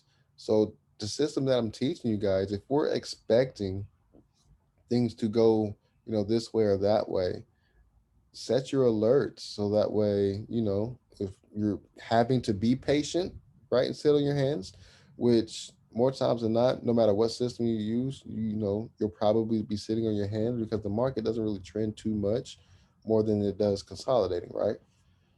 So those alerts are going to, come to your phone and let you know when is a good time to be speculating, or when is a good time to be looking at that chart, or is price in that area for your entry. So start learning how to use your alerts. I highly recommend it. And your pending orders and stuff like that. It's pretty dope, man. It's pretty dope. But yeah, I'm still short. I do expect it to come back up here though. And if it does, I'll probably enter another, but I'm not going to enter with this right here. But let's say price does come up here. It just went from what, a 2.5 to almost a 7.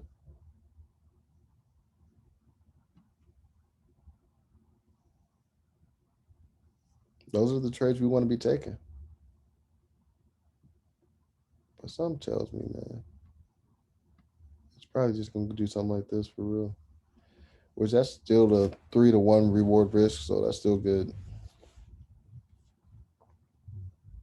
Let me see. What pairs are you guys looking at tonight? AUD. US. Yeah, AU, EU, and NU. All right, we'll take a look at AU, and then we'll call it a night, guys.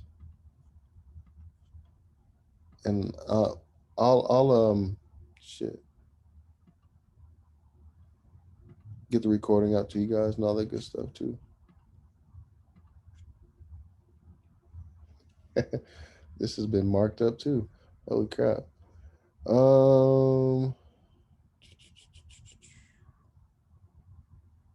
Let's take a look at that real quick. I think this one, Not only is it marked up, look at how precise it hit. right? Oh, this one look stopped out. Boom. But yeah, like these levels, guys, this structure and shit like that, like it don't play, man. It don't play. Let's get this off of here. Boom, boom, boom.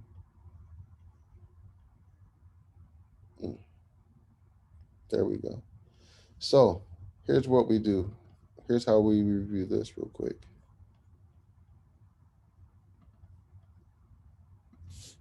Let me get that off, that off, that off.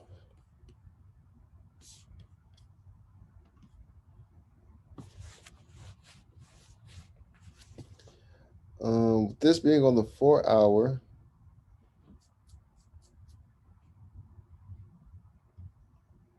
we see this kind of as a double bottom, right?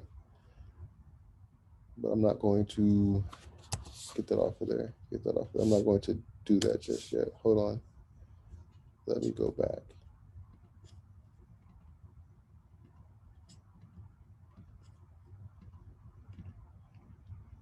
All right. Starting with the daily. I look at all charts, right? So this hashed line right here is a monthly key level, guys. All right. A monthly key level. That is a heavy support right now. So with price doing this move right here, these 3 candles is what I'm paying attention. These last 4 candles is what I'm paying attention to. I'm reading the price action of them, right? And so far already, I see that we've got a spinning top, a hanging man, or a doji, whatever you want to call it. And then we've got a pin bar. I'm paying attention to the closes of those candles, not the wick, but the closes in relation to over here.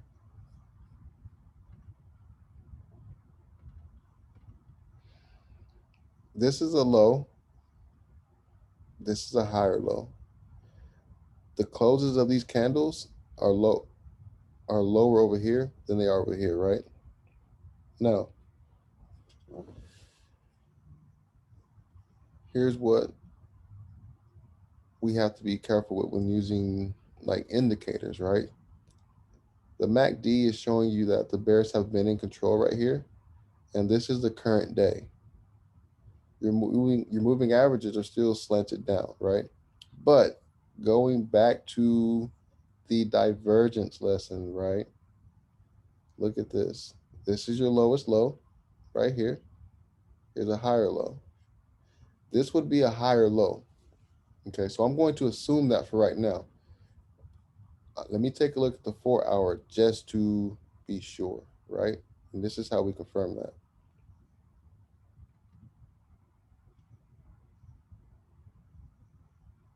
All right, so here's low. Here's that low. It actually made a lower low, but a higher low. That is by divergence, right? So let me go back with the daily and show you that, hey, we now have support right here at the monthly level. We now have support on this daily structure line right there, that orange one, right? Oh man, I shouldn't have did that.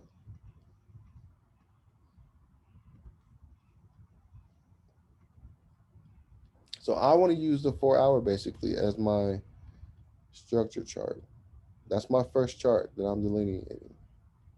So I'm going to just, finish marking it up. Mark up anything I can with my drawing tools, right? Can I see Elliott Wave on here or can I not? These are all things that I want to be asking myself. And right now,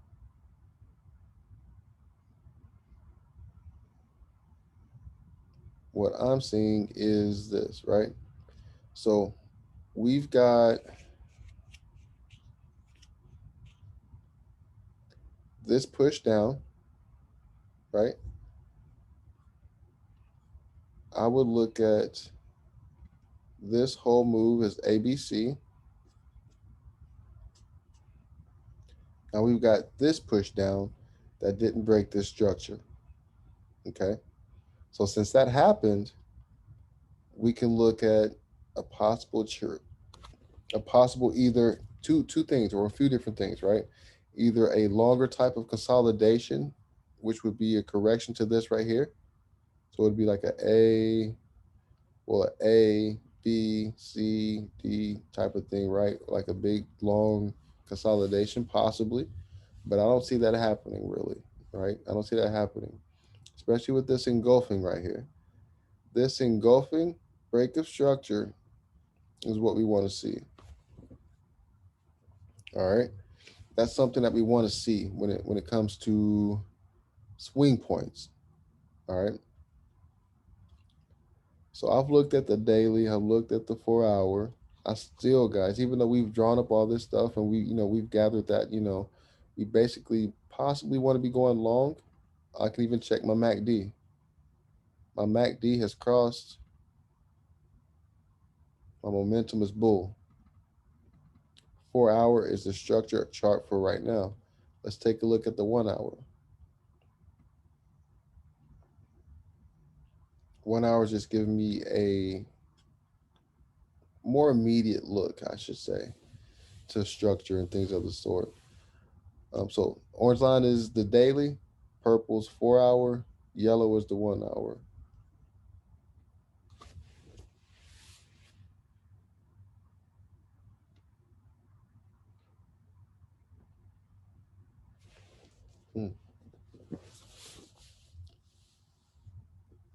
All right, so let me take a look at the daily one more time. It's hard to ignore. So one of the things, guys, that I've actually picked up on while trading is a kind of a unique candle pattern, right? It's a two candle formation. I don't really know how to describe it just yet, but it's this candle and this candle. And depending on where these candles format, I should say, has a lot to do with how the market reacts to it. Let me see if I can.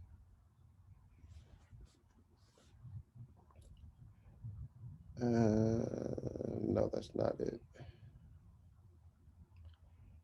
So this formation right here and this formation right here is not the same. All right.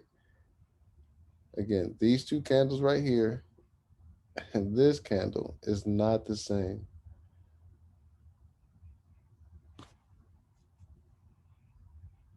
Where can I see it at?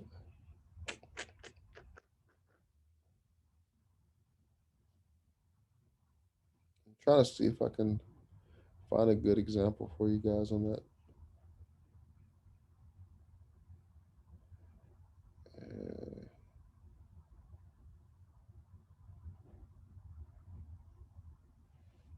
No, not it, not it, not it, not it, not it.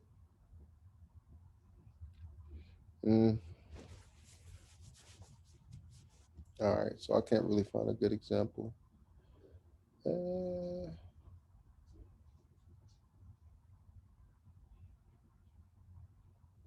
right, forget it.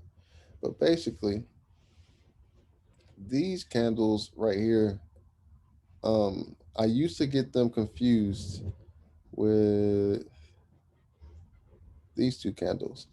This candle right here is a hammer versus this being a pin bar.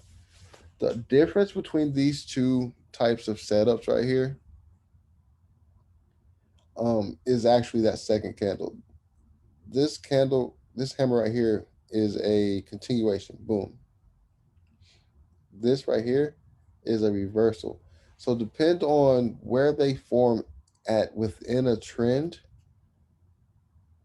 it's going to determine how you use them. Now, since these formed right here at structure with the pin bar, I would have much had like to seen this as a hammer instead of the pin bar, honestly. Only because that hammer has no wick towards the bottom. And had that had no wick towards the bottom off of this structure and above this major structure right here, that's one hell of a signal. The pin bar is okay, but I still want to see this happen right here. So this is a clean 3 candle break of structure, right? Remember I said 2 of the candles have to be in the favor of the bias, and have to have full body candles. This middle candle is perfectly fine because you've got one engulfing, and then this candle right here actually does engulf that one. I want to see this candle still close in this favor with no wick towards the bottom. So that way, when it comes up here, and of course, you guys, it will short sell. When it comes in this area right here, met with this, whether it's the EMA or the trend line, it's going to give a sell off or a sell signal. All right. Now, that excuse me, that sell signal though isn't going to be like a continuation from like the daily chart or anything like that. Well, it shouldn't be, I should say. I'm not gonna just put it out there like that, right? So what I want to point out to you guys is like a smaller type of head and shoulder is what I believe it would make. Let me see.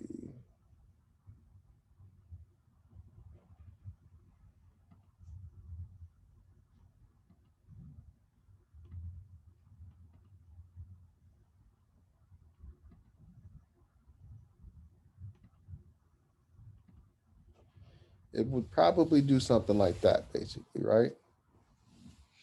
Um, Again, with this neckline right here, if it is going to form a head and shoulders, which I kind of think it might, just because I've seen this play out so many times. But that's pretty much what we're waiting for. So we see this momentum change right here.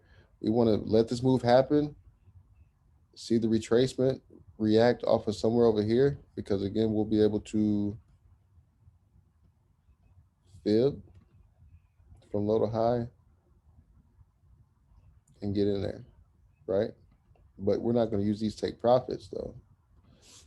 We'll use maybe something higher. We'll reevaluate from the daily and write it up here to wherever the void's filled. But that's what I'm expecting, guys. It's not nothing nothing that I guess is 100% definitely going to play out like that. We don't really know, right? But that's just what I'm speculating just from by walking through the first daily and the 4-hour charts and by looking at the different structure areas, right?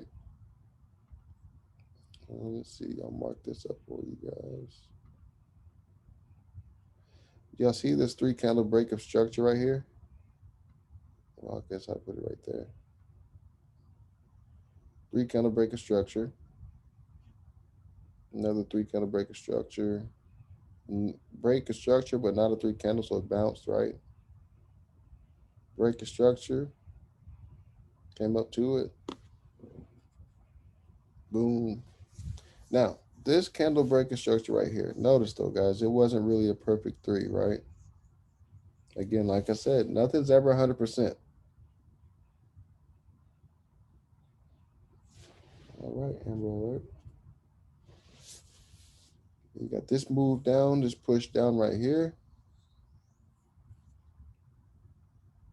Now change the direction. So since this is the last push, guys, again, this created a higher low than over here. Now we see this 3 candle breaker structure. Momentum looks like it's changing to the bulls. Momentum's with the bulls.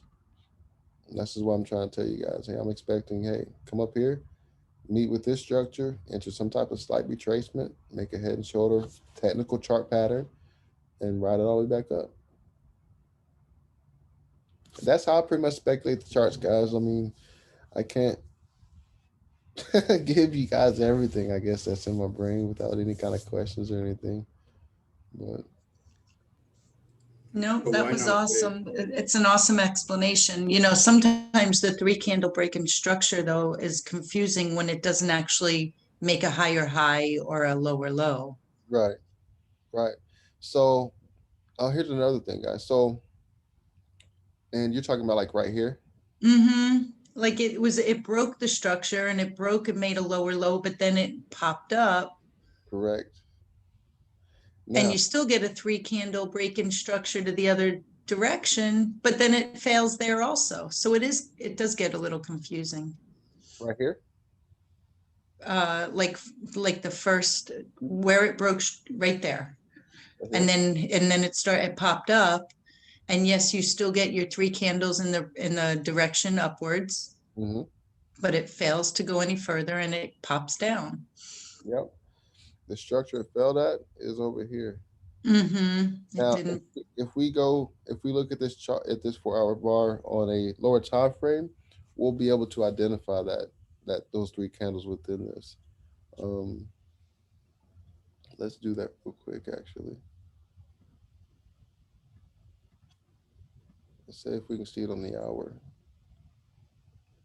And there's a 3 candle. Yeah. There's your 3 candles, guys. But now that would give you the inkling that it was going to go down, correct? Correct. And then it was a fake out. Not necessarily a fake out, because if you fib from this low to this, I mean, from this high or this high to this low, whatever, all this is a retracement, and this is that last push down. Correct. Yep. So now that it did that push down, we've got, actually, I call this right here like a shark fin almost. It's a nice little market structure pattern. But we see this again, 3 candle breaker structure, the retest to it, little to no wick at the bottom of this structure. And there it goes. It's doing a current 3 candle breaker structure of your 50 EMA. So next it should continue to go up. Like I said, maybe test the bottom of this trend line or the top of this structure, enter a retracement from this low to wherever it completes that high, which is going to be the creation of this right shoulder for the head and shoulder pattern. And that's why I was thinking it was like that, or that's why I'm thinking it's going to create that head and shoulder. Right, right. But yeah, that's so why wouldn't it hit your entry zone and then go back down to continue the downtrend? I'm sorry, what'd you say one more time? Why wouldn't it kind of go up to that entry zone and then continue the downtrend? You mean just break the trend line and retest? So this would be the entry. Yeah. So hit that zone. Why wouldn't it go there and then continue to go back down? Because on our higher time frame, I believe it was the 4-hour, we were expecting it to go bullish.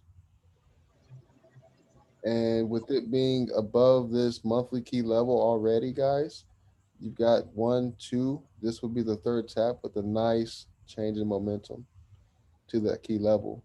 So unless price gets absolutely below that key level, your momentum should be up. Gotcha, makes sense. Mm-hmm. It does. It has to make another lower low. Mm-hmm. And it's so with that 3rd tap and then the engulfing bullish candle, that's kind of your first inclination inclination that it's gonna pop up. Correct. That's my first inclination that's going to pop up. Not only that, I'm also using just price action itself. Like we always say, a higher low indicates what. And to show you guys again how petty the market really is, you have to go off the closes when it comes to things like that. Because this close right here is at 70 cents, 160, right? This close right here is at 70 cents, 291. That's not much of a difference in close prices, but it is in fact a higher low.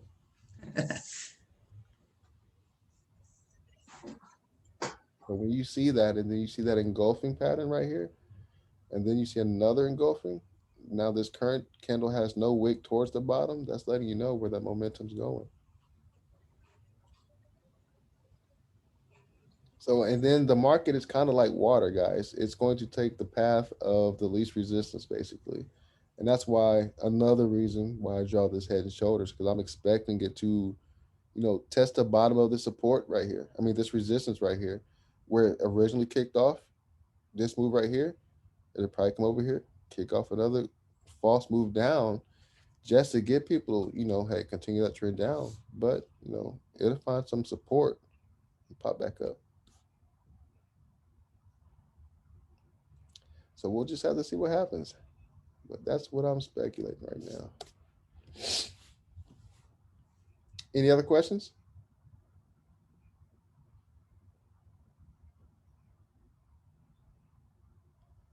Y'all there? Hello? Hello? Hello?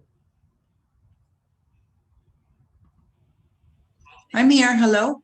All right. We here. All right. But yeah, Just man. listening. So I think once I clear up my time and stuff, guys, I'm gonna talk to Ryan, and I think I may try to start calling some signals for DX, only because of how I trade. I use like my pending orders, which gives people Time to look at charts. basically, right? It gives people time to, to look at shit, like you just said, to look at your trades, and stuff of the sort. So I think I'm gonna talk to Ryan with that. Cause I kind of That's like awesome. That's a good idea. I like that. That's what's up. You know what would be awesome too, if we could do live trading sessions with you, and yes, you know, yes, I want to do some of that too. Let me see. We can honestly probably start doing some live trading sessions after this course. Because like I said, I'm gonna release the intermediate stuff as official videos in the DX community. But I'm not too sure if I'm gonna do a class on it just yet. So we'll just have to play that by ear. So after this course, basically, like it's just basically going to be a lot of like just live trading sessions where we'll hop on late at night, and we'll either see me set some pending orders and go to sleep, or market execute, basically. that would be awesome. And then, like see what, then we can actually see you explaining, okay, look at the divergence here, and, just more of it live in the market. Basically, right. Trust me. Yeah, man, I used to do so well whenever we used to do those live training sessions when you first started, bro. Oh yeah. Oh no, dope, bro. I mean, I got you, man. They're coming back, T. They're coming back. Hey, what pairs you trade mostly? All these over here. Oh, okay. Basics. Okay, so all the pretty much basic pairs. Okay, hey, that's good. It's nothing, man. I don't trade nothing exotic. I mean, I got my, my DXY, my US30 on there, but not straight basics, man. I ain't gonna lie, man. You gotta check out the Mexican peso though versus the US dollar. That thing, nice. No, that thing is too volatile. So that's volatile. There's so hell, many though. wicks in Mexican USD. That's crazy. Oh, Yeah, I don't like that. I don't like That's that. just badass, dude. It moves so badass. Like